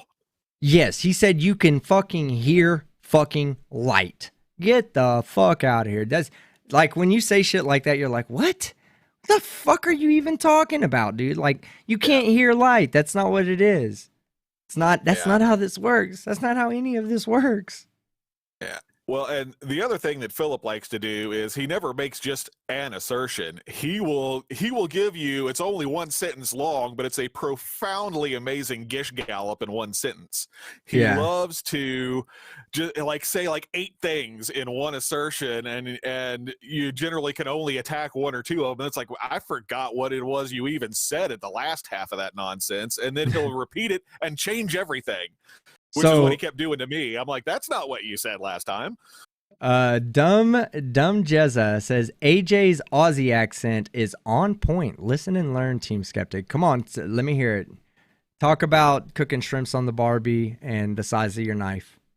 Well, that was I was just trying to channel Aussie Man Reviews. Oi, dinkum! That's a fair dinkum. What's the? I'm trying to think of. I don't have any good Aussie things to say. Oh, that's a fair dinkum shot right in the plums. What up, Nerthan Termson? That's a guy that has a sexy ass fucking Aussie voice. I could listen to you talk all day, Nerthan.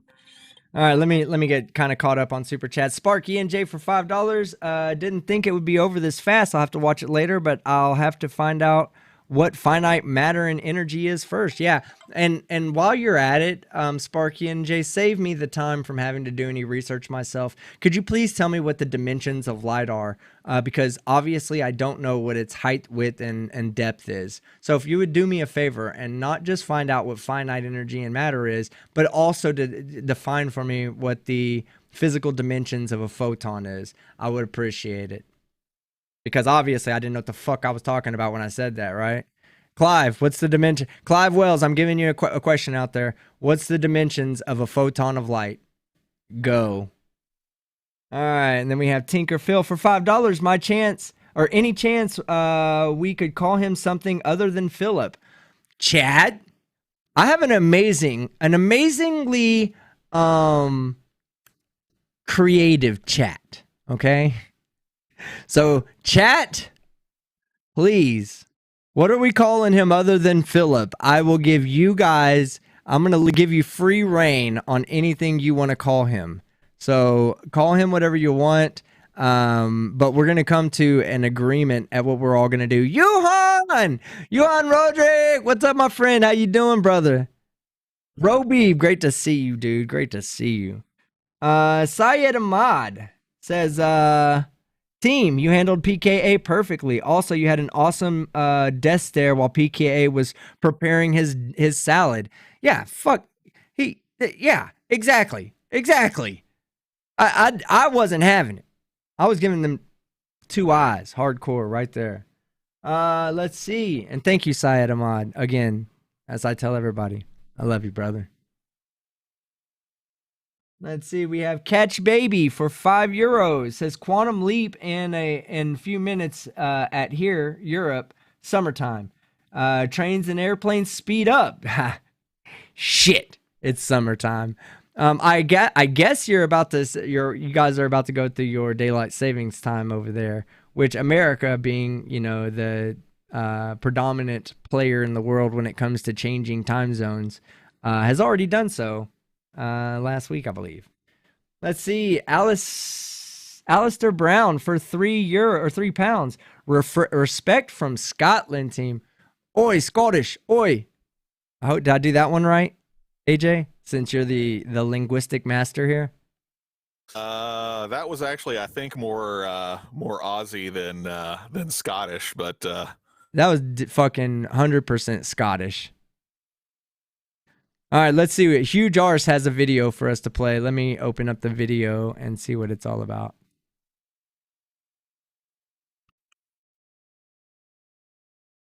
Oh, yeah. All right, hold on. I'll play this for you. Let me download it. Make sure it plays properly for you guys.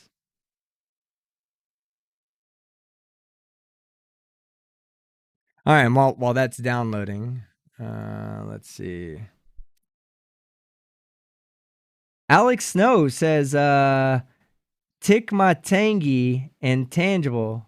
What?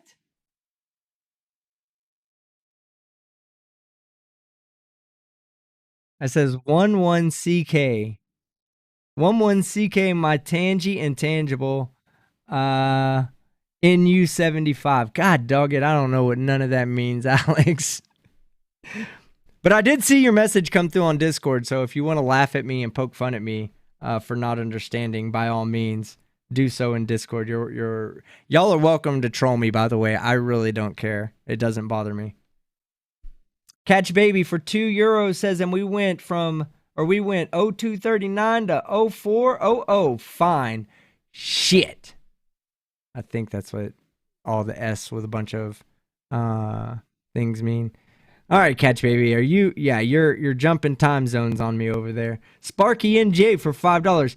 Don't get lost in the space-time continuum as you jump from from time zone to time zone.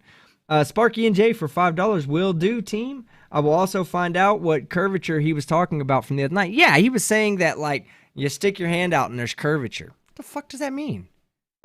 He never even fucking explained that. The plot hole for $5. I entertained him because I'm not a big YouTube creator, like Schrodinger's cat. You thought I was going to say Team Skeptic, didn't you? Yes, I fucking did. Oh yes, but no, Schrodinger's cat's awesome. Love that guy. For no reason, for $5. Actually, Schrodinger's a really good friend, friend of mine, and I'm proud to call him a friend. Hal Soy, what's up, man? Long time no chat. We need to get you on, Hal Soy. We need to get you on. If you're available, let me know. Maybe I'll send you an invite. All right, for no reason, for $5. Gotta run. Answer your Discord DMs sometimes. I have to answer my Discord DM and my emails pretty bad. So okay, so we'll have a few. We'll talk for a little bit. Let me bring in this video. This video is for you, Philip.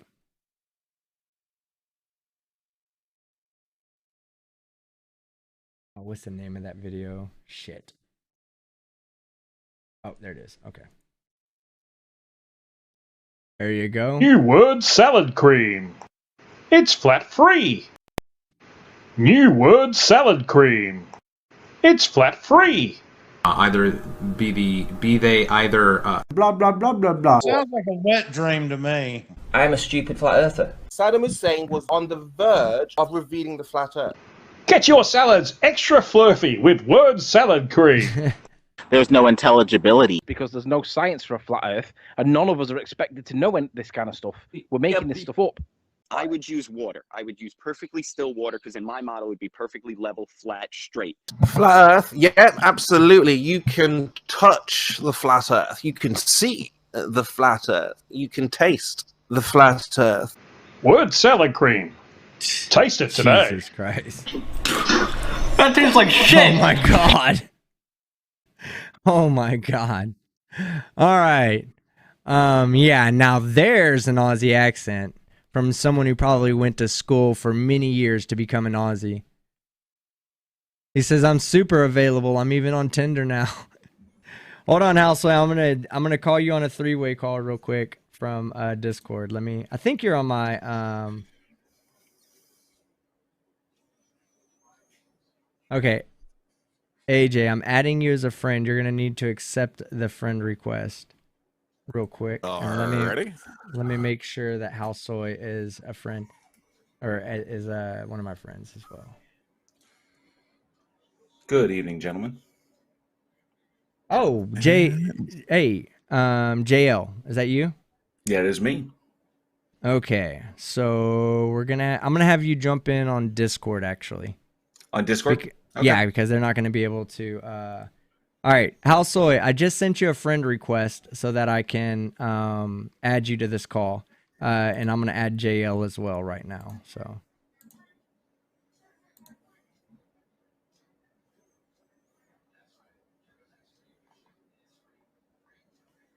All right, now let me add Hal Soy.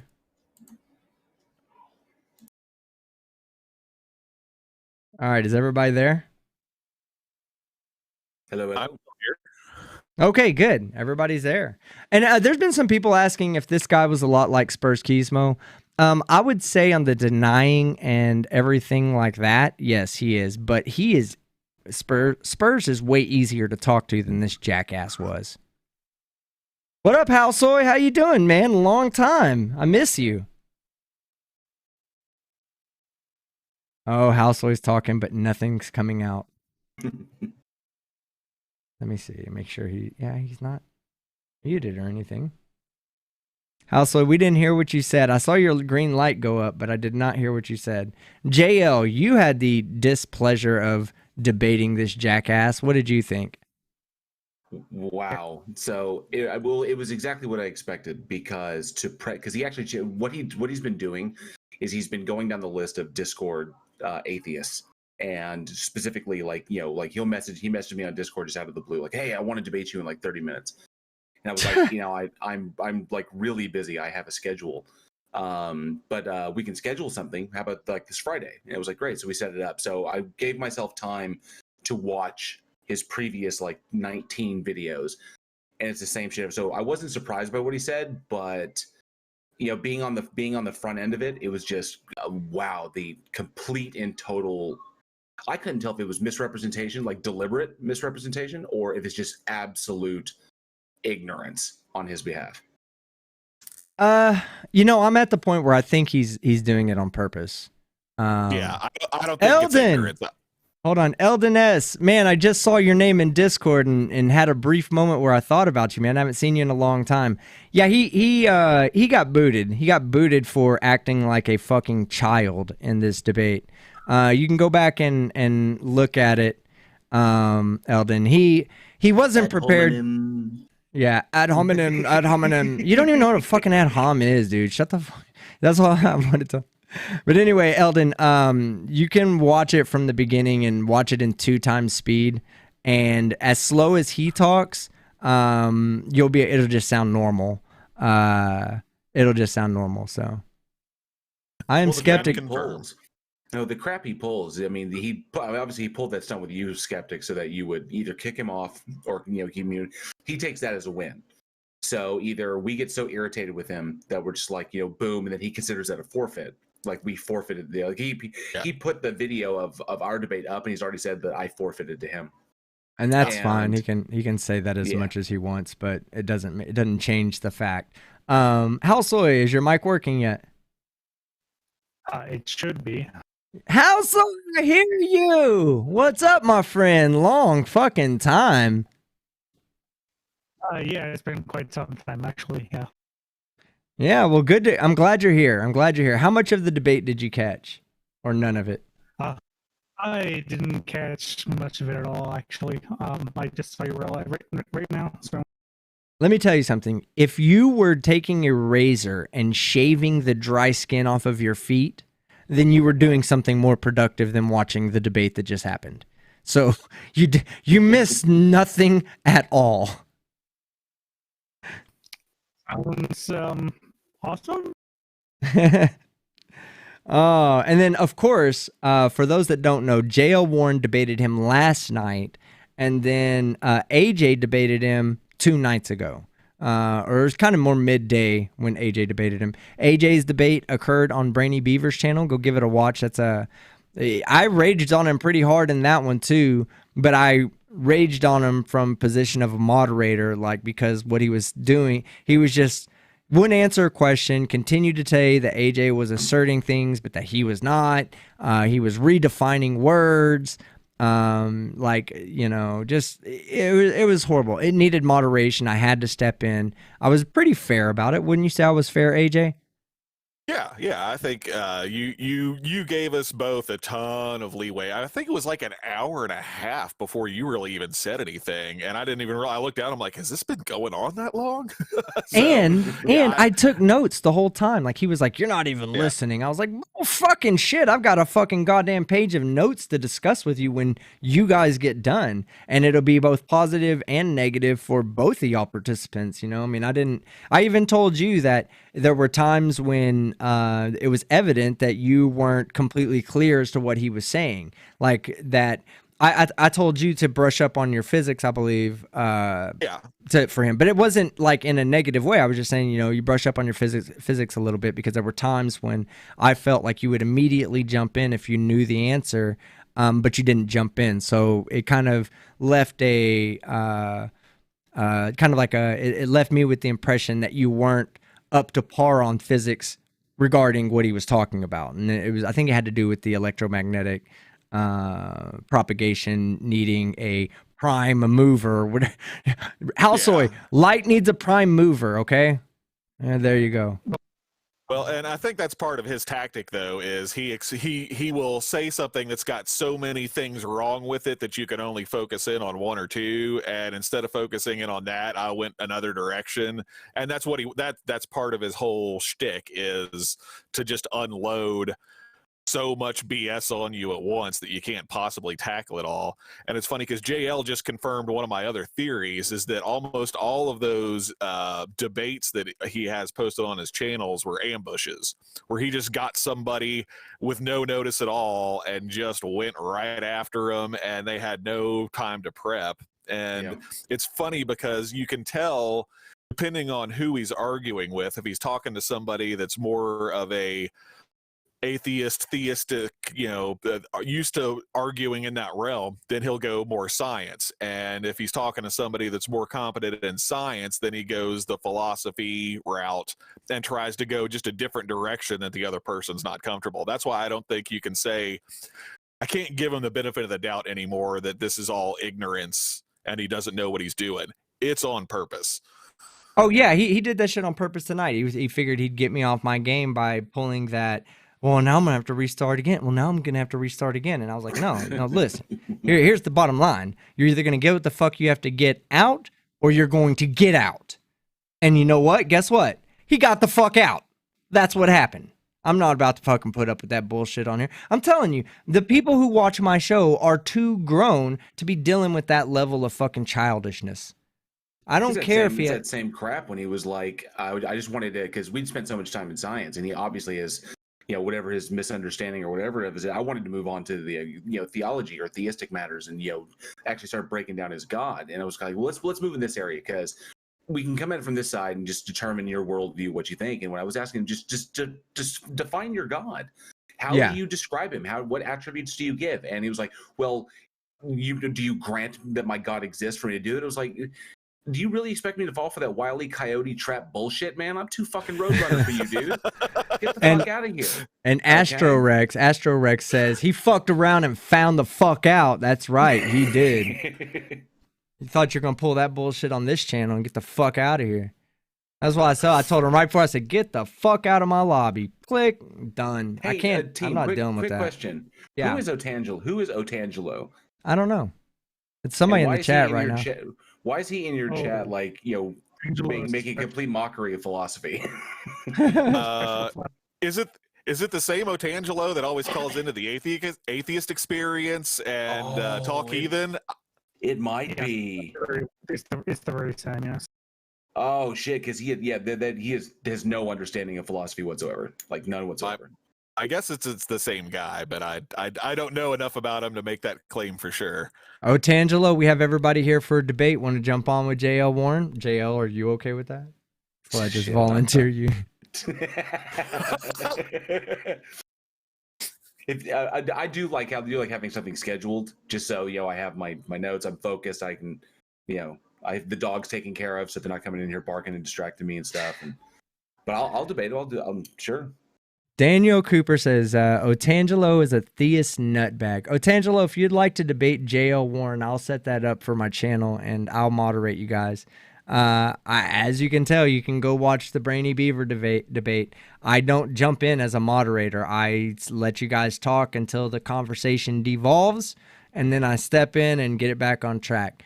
You're welcome to have that. I'll be more than happy to give you a platform. Philosophically speaking, I'm probably not the greatest person to speak on. So if your arguments, if your arguments are based on philosophical arguments, then I'd rather have someone like J.L. Warren, who's a little bit more educated in the philosophical arguments, and I will sit back, take notes, and learn from both of you guys. So it's up to you, Otangelo. But if you're a scary bitch, then hey, I can't change that. Caliban says he's a young Earth creationist. Oh my God, you're a retard. I'm sorry, Otangelo. I didn't mean it that way. I meant it in a good way. Oh, so what did you think, JL? How did I do for the 40 minutes that he was on? That was classic you. I haven't seen you. I think the last time I saw you come at it that strong was probably the Nastily G-Man debate. Oh yeah, you came out hard. You came out fast and clear. Shut the fuck up, Nathan. That's where that comes from. I think that I hadn't seen you in that kind of. I don't think you've had an opportunity to be in really that kind of form since then, and it was nice to see that. Nice to see that energy. I want to get back into debating. First off, people don't like debating me. That tangible energy. Yeah, you could feel my tangible energy, I'm sure. People don't really like debating me because I am a bit more aggressive than your average person. But I'm only aggressive when people try to bring up bullshit. Like when the guy said, you're just asserting that. No, I'm not just asserting that. What the fuck do you mean by that? You literally just asserted your entire fucking opening. And I didn't say that one time. I bring up a scientific observation and you call it an assertion. The Yeah, fuck? It's like Hume and Kant just don't exist for this guy. Yeah, he did everything from those argument from the argument from empiricism. I know that empiricism doesn't explain everything. There's limitations to our sense perception, of course, but it's there. I mean, there's a reason it's there, and it's it helps us to understand things. He just like, fuck this. I don't want to listen to these guys. They don't know shit. And I'm like, okay. Martin H says, surely not Team Skeptic. He's a pussycat. Oh, Tangelo, you haven't said anything since I called you a retard. I'm sorry for that. That was just reactionary and habit. You know, anytime I think of young Earth creationists, I do one of three things: throw up in my mouth, shit myself with diarrhea, or call that person a retard. And you just caught the wrong end of that, the wrong option in that series of selections. Describing him though. What's that, Houseway? I'm sorry. I said you shouldn't apologize for accurately describing him. That's oh yeah. That's just an assertion, team. Yeah, it's just assertion you made. Yeah, don't worry, Otangelo. It was just an assertion. Like Philip will tell you, it has no bearing or meaning on anything. Robert Casler. I will point out that there's empirical evidence for that, though, Otangelo. I'm sorry. What were you going to say, AJ? Otangelo, I was going to say, if it makes you feel any better, Otangelo, you're an intangible retard, so. Yeah, you're an intangible retard. I apologize about that. But I'm not really sorry, though. I just want you to come in and debate JL. Just going to call it how it is. Robert Caslow says, Skeptic needs to debate Darth Dawkins. Several people have said that before. What is this Darth Dawkins people keep talking about? Oh, some fucking hell. Okay, I don't know if you watched the video that I put out about him, which pretty much deconstructed everything about him. So Darth Dawkins is some 60-year-old guy, and he spends virtually all of his time on Discord. And all he does is he calls out atheists. He does the exact same. He runs basically an apologetics dialogue tree that is intended, designed specifically to force atheists into basically false dichotomies where they have to choose either yes or no, and it pigeonholes them into either making a positive claim that God does not exist or agreeing to aspects of their worldview, like abstract aspects of their worldview that makes them sound incoherent. And that's all it's designed to do. It's completely dishonest. And when people try to get him off the script or ask him questions, he refuses to answer them. He flips out. He's highly transphobic, highly homophobic. He'll call people names. He'll go for the ad hom with like, "How old are you? I'm old enough to be your father," and shit. And and that's what he does. If he doesn't get his way, he flips the table, and then he winds up kicking or banning people. Now, go ahead, Houseway. Did you see the clip of I think he was 14 years old that absolutely stomped him? What happened? His name. I don't know. What was his name? I don't remember, but I'm pretty sure I can find the clip if I go searching for it. It's on. I think it's on Tom Rabbit's channel. Was it recent? It was. I think it's about half a year ago, maybe 8 months. So it's recent though. I know that Leophilus went total like Moab on him. I think I know what you're talking about. Yeah, because Darth has no answer for doxastic involuntarism, and he can't even approach that. So, see, I have no idea what that means. It's the concept that you're not fully in control of everything that you believe. So some things that you believe, you don't choose to believe them. That things, in essence, for lack of a better term, things just click. And they just, I got you. I got you. Believe. Exactly. It's very, very simple. Just that to not believe them, you have to be convinced out of them. Now, you know who Clive Wells is in the chat, right? Oh yes. Yeah, he's a doctor, right? You know that. Mm-hmm. Okay. He says Darth Dawkins is JL's best friend in the ghost hunting community, and sorry guys, doctors don't fucking lie. So, you care to explain yourself, JL? Is this a way you're trying to set me up? I'm not a ghost hunter. Hey. Everybody in the chat, put a 1 in the chat if you know for a fact that JL Warren hunts ghosts. And I'll read these super chats while y'all do that. Bob's Gyroscope for $2. I'd be willing to debate a young Earth creationist as well. I'll set that up. Bob's Gyroscope for another $2. Darth is Mr. Batman's twin. And then And then Alex Snow for $2. Updated what I meant in Discord. Oh, let me see that. All right. See, that's funny because Darth hates Mr. Batman. The two of them fucking hate one another. Look at If the I could just jump in ones. for 1 second, I have to point out on behalf of everyone from the fine Commonwealth of Kentucky that not everyone from Kentucky is like Mr. Batman. For those of you that are familiar with him, we're not all that stupid. I don't believe you.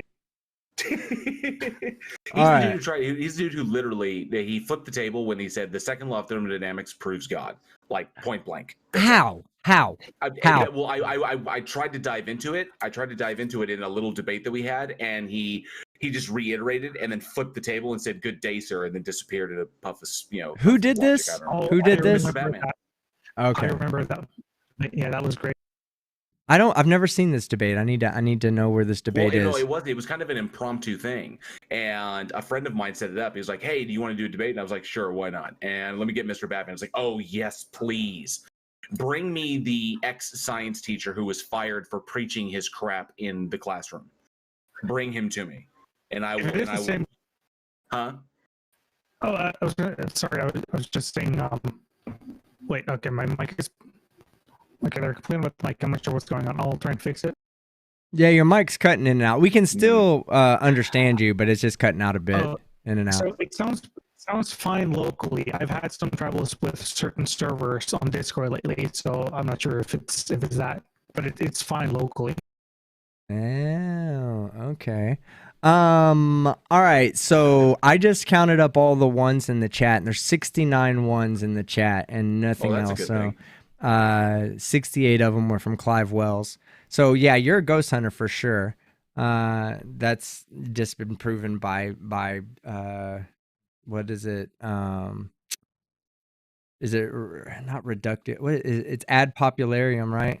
That's been It'd be argumentum ad populum, yes. Ad populum, okay. Everyone agrees, so it must be true. It must be true. And then the super chat that I completely flubbed up earlier was from Alex Snow, and it said that it goes, it means lick my tangy and tangible nuts. And he said I had to get around YouTube censorship. I didn't understand your elite speak. Number 212 on the likes. Yeah, baby. Thank you, Bunny Killer. I appreciate it. But yeah, you know, I mean, I'll be willing to host those debates. I could learn something from those debates. Like, philosophically speaking, I could learn a lot from, you know, debates on topics that I don't already know. The only reason I wanted to debate, two reasons I wanted to debate Philip. Number one, I kind of want to get back into the debate scene. I miss it. I don't know that I want to go back to debating flat earthers. I think it's still just, honestly, I feel like it's beneath me, you know. If I'm doing it for entertainment, like if I'm doing it to entertain the audience, that's fine. But understand that that whatever happens for entertainment purposes, you know. I don't want people to go, well, you said you were debating him and then you just went all fucking Kung Fu Panda on him. Well, yeah, we're talking about a flat earther here, right? We're not talking about somebody that's actually presenting an argument that's tangible, that's a tangible particular, okay? We're not talking about that. We're talking about a flat earther, and if I'm going to be there for the entertainment, then let me be there for the entertainment. Let me have a good time doing it too. I'll go fucking Godzilla on an entire fucking flat earth farm. I don't give a fuck. They're fucking morons. They're dumb. They don't know what the fuck they're talking about. They typically didn't go to school beyond the 3rd grade.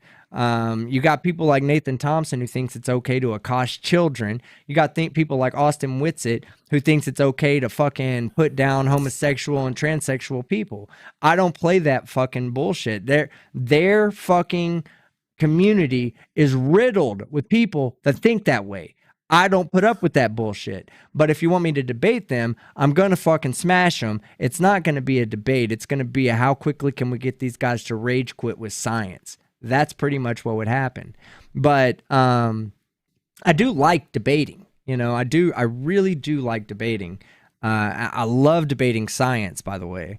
That's what I do in my free time. I don't spend free time playing games. I mean, I play games too with, you know, my friends, but That's like maybe an hour to 2 hours a day, and not even every day of the week, you know, maybe 4 or 5 times a week. That gives me a lot of time to learn or to watch, you know, other videos on YouTube for entertainment. And I probably mix my free time, about half of it watching videos for entertainment and half of it spending time informing myself on new scientific hypotheses, new emerging theories, information that you know, that garners my interest and garners my attention. Things like that. I want to learn more about things like that. I don't understand why flat earthers and jackasses like Philip don't fucking take the time out to go learn a little bit of fucking science education. All right. Because it requires effort. You say it requires effort? Yeah. I think it requires them not putting their fucking brain in a fanny pack, you know, keeping it inside of their head and not putting it somewhere else. And then somebody out there said Team Skeptic should debate Godless Engineer. On what? Me and Godless Engineer fucking pretty much hold a lot of the same beliefs. I don't know what I would debate him on. He's a good dude, man. Love me some Godless Engineer. Clutch Baby for €5. Have you had apologetics at your channel? Christian, Jews, Hindus, Islamic. I don't know what you're trying to say there. I think you mean Muslims because it says Islamations. I think you mean Muslims, and then there's questions marks by it, so I don't know. I don't. If I'm missing that, by all means, let me know what I'm missing. Or the big one, Buddhists.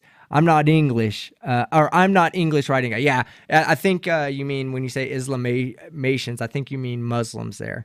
But no, I mean, I would speak with any one of them. It's that they don't, none of them impress me. The one I would be most eager to speak to is a Buddhist, because I do a lot of meditation when I'm, you know, bored. That's what I do. I go meditate. I mean, I feel better when I meditate, so I meditate. I'm not even sure if there are Buddhist apologists. I think that's I don't know a whole lot about it. I've never encountered any. I think the Buddhist community is pretty much like live and let live. If you don't want to be a Buddhist, then don't be a Buddhist. So there's no need for apologetics. Yeah, I'm actually a big supporter of Buddhist philosophy. I just think a little bit of the dogma can come out of it. But there is as a social philosophy, I think it's phenomenal. It really is great. Yeah. Dumb Jezza says, Team Skeptic, do you practice yelling into your mic while muted in your free time?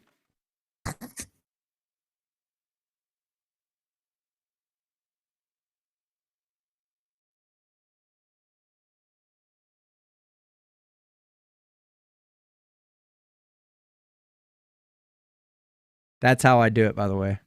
Just for those of you that are in the Discord call, y'all probably couldn't have seen me there, but I was yelling into the mic muted. I've got the video stream up too, so yes, I got to see that delightful spectacle.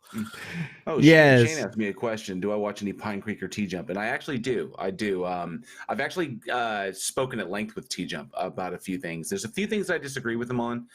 He's a moral realist. I'm a moral relativist.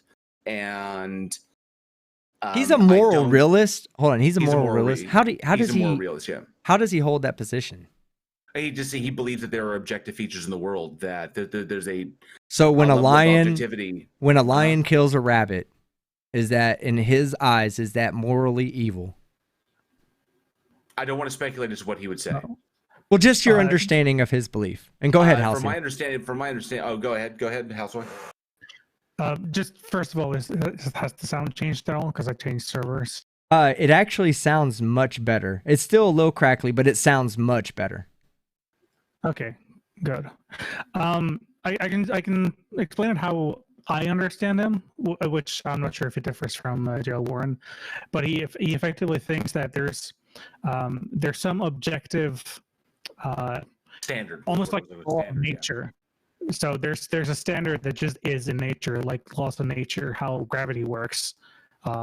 It's a similar aspect of nature.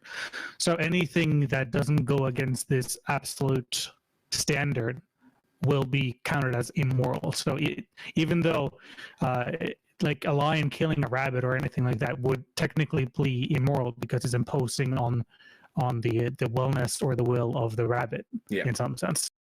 Okay, so yeah, imposition of will is a big thing. I like that. If something exerts its will over that's another something I living can't creature, get behind. That's something I just can't get behind. As in, I'm a moral relativist in that the basically moral judgments are dependent upon pretty much dependent upon the situation, upon the person, upon the society that the individual lives in. Right. There's no objective feature that we can relate to because all situations are different and they're subjective to the person. And because we have to operate from our subjective experience, then, by and large, our morality follows from that because your morality can change on a dime. So, right. That's what I was going to say. It's like what we find to be morally reprehensible today was morally acceptable in 1960. You know, so to me, morality is subjective, not objective. He also ends his things at I think therefore I am, from the Descartes argument. That just that statement right there definitively proves that we exist. And I'm still of the mind I follow more Kierkegaard's response to that, and that the cogito is still presupposed. But we have some disagreements on that. But either way, we still come to the same. He uses that as a counter to hard solipsism, I believe. Yeah. That's how he shuts it down. And honestly, I still don't think that there is a defeater for hard solipsism. I think that there is empirical evidence that supports that hard solipsism is not the state, but we can't defeat it outright. I just think, things like comparative knowledge and stuff like that. I just think that we still presuppose the cogito, and we have to work from there. So that's what a lot of these theists do, or a lot of these apologeticists do, is that they will try to keep the argument within the field of metaphysics. And it comes down to it. Metaphysics as a whole is an abstract. And being abstractive, it's literally your imagination. It's just a function of what you can think of.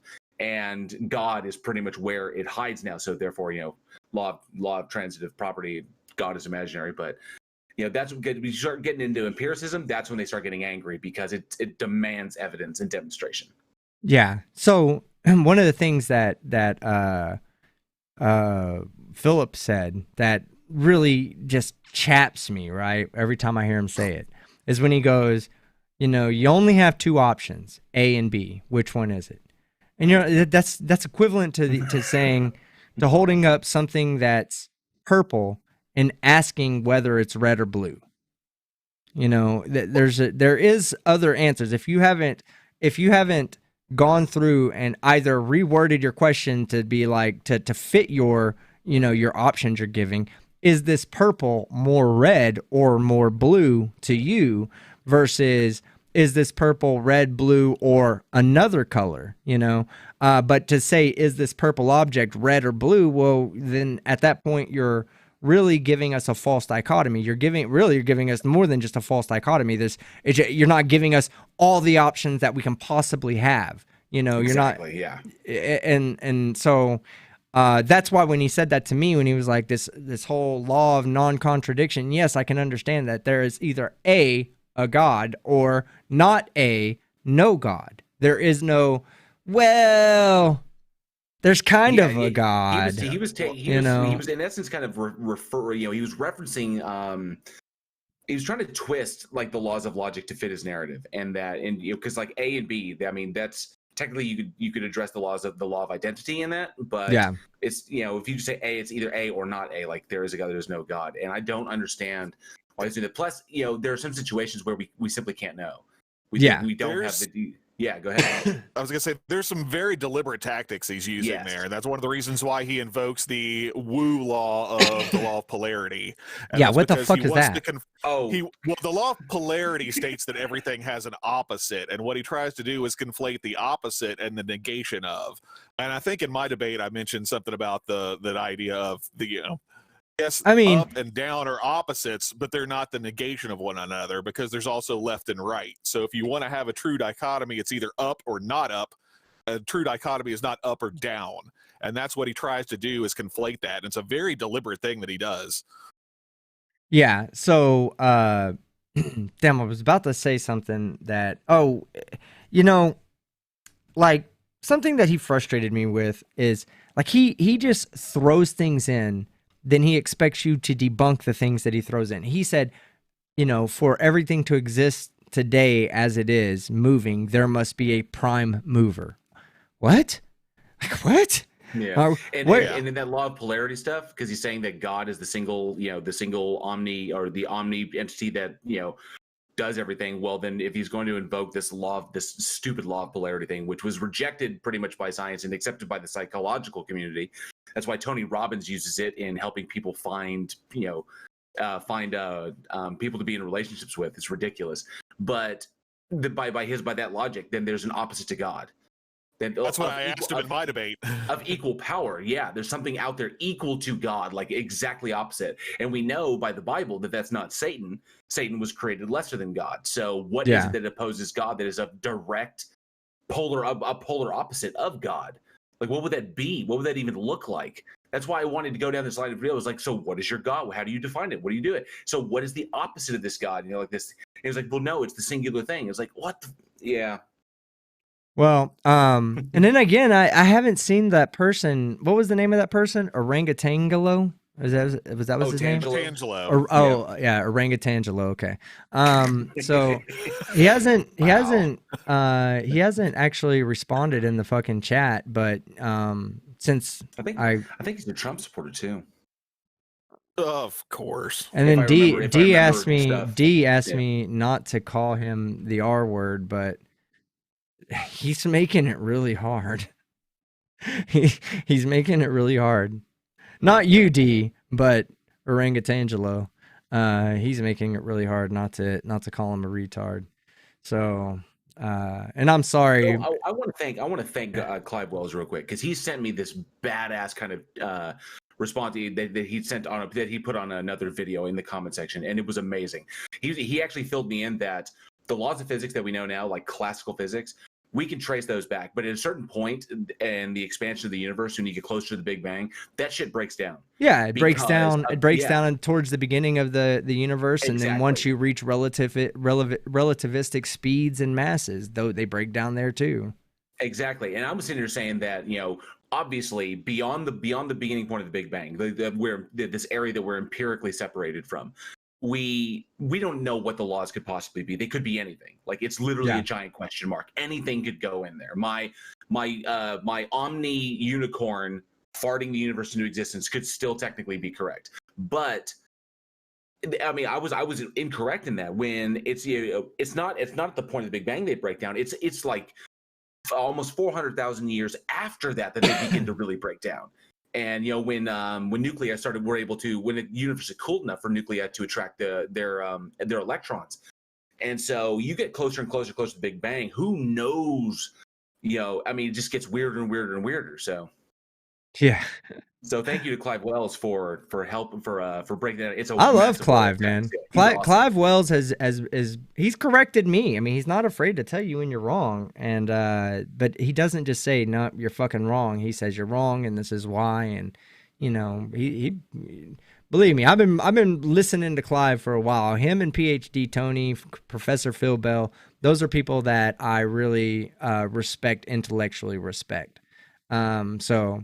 Eldon S for 50 Nokia dollars. Whoo, that's you too, Houseloy, right? You deal in Nokia money, aren't you? Or he's muted. I don't know if he can hear me. Says that he can't hear us. Clive Wells says team is just wrong. Team is just that happens too quite often. But Eldon, hard spec at you, my friend. Built wrong. Yes. But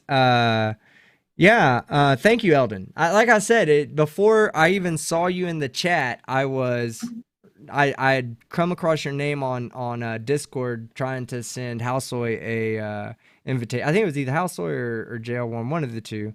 I was trying to send it, and I saw your name, and it just made me think about you. I didn't even know you were here in the chat, and then you spoke up in the chat. So always a pleasure to see you, man. Thank you so much for the super chat as well. But always a personal pleasure to see yourself hanging out with these degenerates that I call my nutsacks. All right. So I guess we are going to get pretty close to wrapping this up. Houseoy, I don't know if you can hear us or not. Now it says that your mic is muted. There you are. Okay. Is it no? Do you deal with Nokia money, or are you the Donkey Kong dollars? Nokia's. I knew you were Nokia money. I knew you guys. Y'all still use flip phones out there, don't you? Nokia flip phones. I remember them back in the day. I'm Sony Ericsson all the way, not Nokia. Already. Well, guys, hey, I loved everybody coming out tonight. We're probably going to end it here. I do have we're doing tomorrow night. The torture stream is back. I've got to charge the battery up, but tomorrow night, come stop by, and for $1, you can make me holler. That is the truth, because I don't hold back. Eldon S says it's been a while. Life has been, yeah. I want to get involved more though. Okay, well, hey, Eldon, we'd love to have you around here as much as you can be. Life comes first. Skeptic live streams, they come second. I will give you guys a kind of some insight. In April, I think you're going to see a lot more. I think you're going to see a lot more of the of unscripted videos. Let me break down my understanding, or not my understanding, but my reasoning for this. Okay. What up, IB Hunter? Good to see you. So anyway, my understanding is this right here. Mostly what I do, if you go and you look at a lot of people that do debunk videos, they do debunk videos on they point by point debunk videos. Well, my videos are a little different. I don't really debunk the videos. I kind of just make fun of the dipshits and I point out where they're wrong. Big difference between what I do and what other people do as far as debunking goes. But what I do is more of a reaction, right?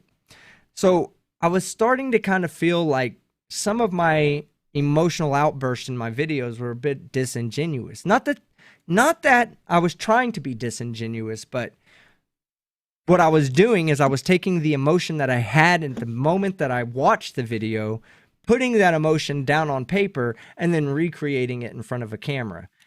It doesn't always translate well. And I think sometimes it doesn't work to my benefit or your benefit as the viewer. So I know that if I didn't script my videos out, I could get so much more done. Like I could just go and go and go and go. All I got to do, find a video, hit record, put it in vMix, hit record, sit here, talk, do my thing in the video, edit it down a little bit, add the dingers and the idiot counter. Boom, we have a fucking video. You see, that's how easy it can be. So I think that in the month of April, we're going to try, we need Team Skeptic's Joy of Paint videos. Oh man, I would love to do, I'd Bob Ross the shit out of that video. In fact, I might just do a Bob Ross style video where I have a fucking canvas in front of me, a paintbrush, and a bunch of fucking paint. And I just, oh, look, we're going to add happy trees here. We're going to add happy trees. You should recreate the Farrah Fawcett body painting video. No. Then auction it off. Yes, and then auction it. And then auction it off. Yes. I could always do what Gwyneth Paltrow did, and I could just make I could make a Team Skeptic penis candle. So when you burn the candle, it smells like my nuts. Well, I want it to last, dude. Not 30, 30 seconds, man. Come on. I didn't know Gwyneth Paltrow had a penis, but that's good news. That explains so much. Yeah. So I think this is going to be where we end it today. I do. Would you guys be interested? What do you think, panel members and people in the chat? Would y'all be interested in maybe seeing 1 month worth of non-scripted videos just to see how it works? Maybe I'll throw a scripted video in there once a week or something, but I think I can get out about 3 videos a week with without scripting it. If I script it, there's no way I can do that. It just takes too much time. I got to research the joke that I'm saying. And it's I got to go listen to a whole bunch of comedians and steal their jokes about dumb people. Sure, Come I'd on, love I'm to just see. I'd love to kidding. see if you're as good off the cuff as Irish Demon is. You fucking Just- kidding me? Are you do you not see what we're doing right fucking now? Irish Demon couldn't do this if he fucking was trained to do it. He could not script out this type of entertainment and excitement and balls deep fucking what's that term? Come on, self-deprecation. He couldn't go balls deep on the self-deprecation like I can live. I'm the best at it. Irish Demon can eat shit. I love you, Irish. See you on Wednesday for Whiskey Wednesday. Don't go natural. Go supernatural. Try a few, says Adamant Forge. Yeah. Twitwit, what up? How you doing? Good to see you. And damn, man, I wish we'd have got Gina to look at that picture the other day. That would have been awesome. And then Eldon, yes, and Huge Arse both say yes, do it. So yes, that's what I'm gonna do. I'll do a few, but we'll wait until April. We'll wait till April, and I'll make an announcement when I'm doing it. Like I'll be like, hey, I'm trying out these new. Team's definitely the better dancer. I fucking get down. Bottom line, I fucking get down. And Gina knows this. This is why she never showed up to my debate that I had for her. Says no, cancel him now. But anyway, I just think it'd be more genuine. I think that the emotion that I display would be I think the emotion displayed would be more fucking unique, It wouldn't be that same that shit that I do all the time. It would be more of me watching the thing and then looking and being like,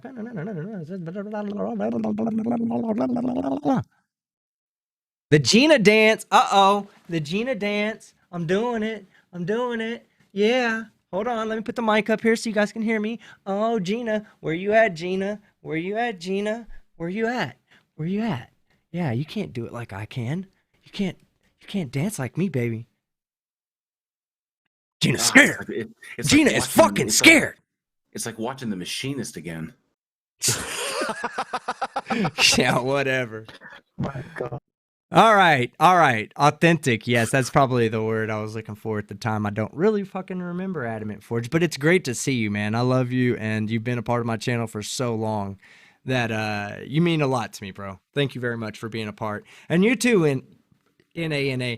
I had the chance to speak with NANA for the first time in person, and I left that conversation feeling like my day had gotten just a bit brighter. And it was fucking like 10 o'clock at night. So maybe it was just the outside. Maybe I was just tripping and doing too many hard drugs, which I don't fucking do, which means somebody fucking put it in my food. But yeah, my day got just a bit brighter when I got to when I got to speak with NANA.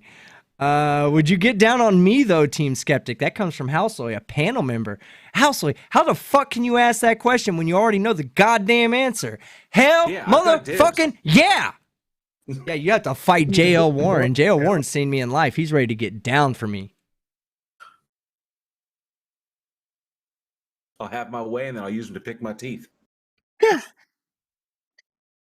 Renee and me says Gina Marie Colvin Hill is Team Skeptic's new mad crush. Oh, I'll get down with her. Me and her can go for a dance off. Bring her on. Bring her on. Twitwit asks Houseoy, why are you cheating on her? I'm sorry. Because I'll tell you why, Twitwit. Because Team Skeptic is goddamn sexy as fuck. That's why. You were up against a hill that you couldn't climb, Twitwit. I'm just kidding. I'm a very modest person. There's no braggadociousness about myself at all. In fact, I'm probably the least braggadocious person in the entire universe, and that's me trying my best not to display less modesty. Would the panel not agree that I define modesty? Exemplify it? Absolutely. And Clive Wells says team loves Gina. Hell fucking yeah, I do. She's my I'm pleading biggest the super fifth. chatter. I'm pleading just- the fifth. Huge R says, I'm always telling people how modest I am. I'm sorry for that. Seriously, I'm clipping this for Flat Derp. And holy smalls. This is almost as long as a brainy outro. Fuck, it is. Love you, though, team. Okay. Guys, Houseoy, we'll start with you. Do you have anything wonderful you'd like to say to this beautiful audience before they get out of here? I'm sorry for whatever Discord is doing with my audio, and I wish it was better so I could actually talk. Either your vocal cords are in your colon and your mic's up your ass, or you're eating that thing. So, I don't know. It probably is Discord, though. But can you hear us fine? Yeah, I can hear you fine. It is 100% Discord. It only happens inside Discord, and I have no idea why. So I'm changing the legacy as soon as this is over to see if that fixes it. Somebody says, turn down the gain. I don't think that's going to help. I think it's something with Discord in this situation. Who was that? Hulkenbreak. At least I got to hear that. What'd you get to hear, Billy? What was that? What was the funny thing I just said? I don't even know. See, that's how modest I am. I don't even know when I'm funny.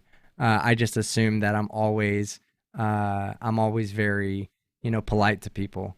And my politeness kind of, gets in the way of my ability to not be engorged in myself. That's why I'm modest, by the way. I'm so modest, I'm the moderator. All right.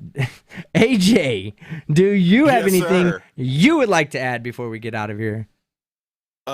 It was a pleasure to participate. This whole week has been weird. This is the first time I've done any of this online stuff where I'm actually participating instead of just watching. So it's been fun, and I was a little taken aback to get into a chat with JL Warren because I've watched almost all of his videos, and it's like, wow, there he is.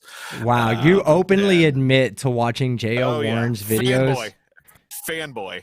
But somebody needs to give AJ a life. That's what somebody needs to do. But that said, there's two things I got to say real quick. I hate false modesty, and I'm really awesome. Right. All right. And then JL Warren. And also everybody out there, before we get to JL Warren, before we get to the Ghost Hunter, what I would like you to do is if you're looking for a debate, right, and you're like, damn, what was going to go on tonight? What I would like you to do is head over to Brainy Beaver's channel first. Watch AJ's debate. Okay? Then head over after that to the Plot Hole and watch the Plot Holes debate over there where J.L. Warren debated Philip last night. And then come here before you pass judgment on me for jumping on his ass. Come here and realize why I wasn't about to let him fucking push that bullshit nonsense on my channel. But before you do all that, let's let J.L. Warren say his goodbyes. Well, thank you, team, very much for having me on. It's an awesome panel here. AJ, Household, pleasure to it's absolute pleasure to meet you guys. It's awesome. Thank you so much. I'm flattered that you check out my videos. Hopefully I'll still be working the shorts, and I have some more creative content that's coming out here soon. Some big stuff that I'm working on. It's just like team said, it takes time. So hopefully people will enjoy those when they hit. So yeah, if you haven't sub to my channel, I'm trying to push to 1,000 and be one of the cool kids. And I also have my horror podcast, Week in Horror. It's over. I have a channel over there. So we have our live shows every Wednesday. Hope to see everybody out there. But other than that, team, it's been an absolute pleasure. Thanks for having me on. Absolutely, brother. Absolutely. And definitely go check out J.O. Warren, his podcast, Week in Horror. You'll find me there. You'll find me there. Whenever I get notified for it, I go in there. Excuse me. I go in there and I hang around. I lurk all the time. Anytime y'all want to see if I'm there, just type @Team Skeptic. And you don't even have to send the message, but you can tell if I'm lurking or not. That's for sure. All right, guys. Well, thank you to my panel members tonight. Halsoy, we're not even going to count this as an appearance for you. We're going to get the audio worked out so we can give you a proper appearance. We can get people on here knowing exactly who the fuck the Swedish goddamn fucking machine is. What do they call you? The Machine. The Swedish Machine. No, but Go ahead. Yell in my ear some more. I will murder you someday. Yes, someday we will do whatever you just suggested. I have no idea what it was. They call him the Swedish Sibian. They call me fucking Electron Thin. That's my name. That's my nickname. All right, guys, thank you so much for coming out. I apologize for those of you that were expecting to see this long, drawn-out fucking debate where people, where that guy just fucking rambled on and on and on with his nonsense, and I kind of didn't allow him to. Yes, that's on me. Sorry, not sorry. But at the same time, there is 40 minutes of greatness that you can go watch of me shitting on that guy. And not in a sexual manner either. Like, we're not talking about sexual shitting. So it was kind of like rude shitting. But thank you so much for showing up tonight. Thank you, everybody, for your super chats and your generous donations. That really helps me out a lot. We, you know, to say the least, I rely on you guys. I don't ever ask for it, but I do rely on you guys. Thank you for my new members that were that joined up during this live stream. I appreciate you two guys. And just know something. I love y'all. Oh, sorry. Love you too, buddy. I wasn't talking to you, jackass. I was talking to the audience. Wait, you're in the audience, right? I think. Oh, then I love you, AJ. Look at that. Ah, Look at that. Look how I get you, easy. buddy. How two adults can have a conversation without it devolving into la la la la la la. But Yeah, at least he didn't pull that crap on you.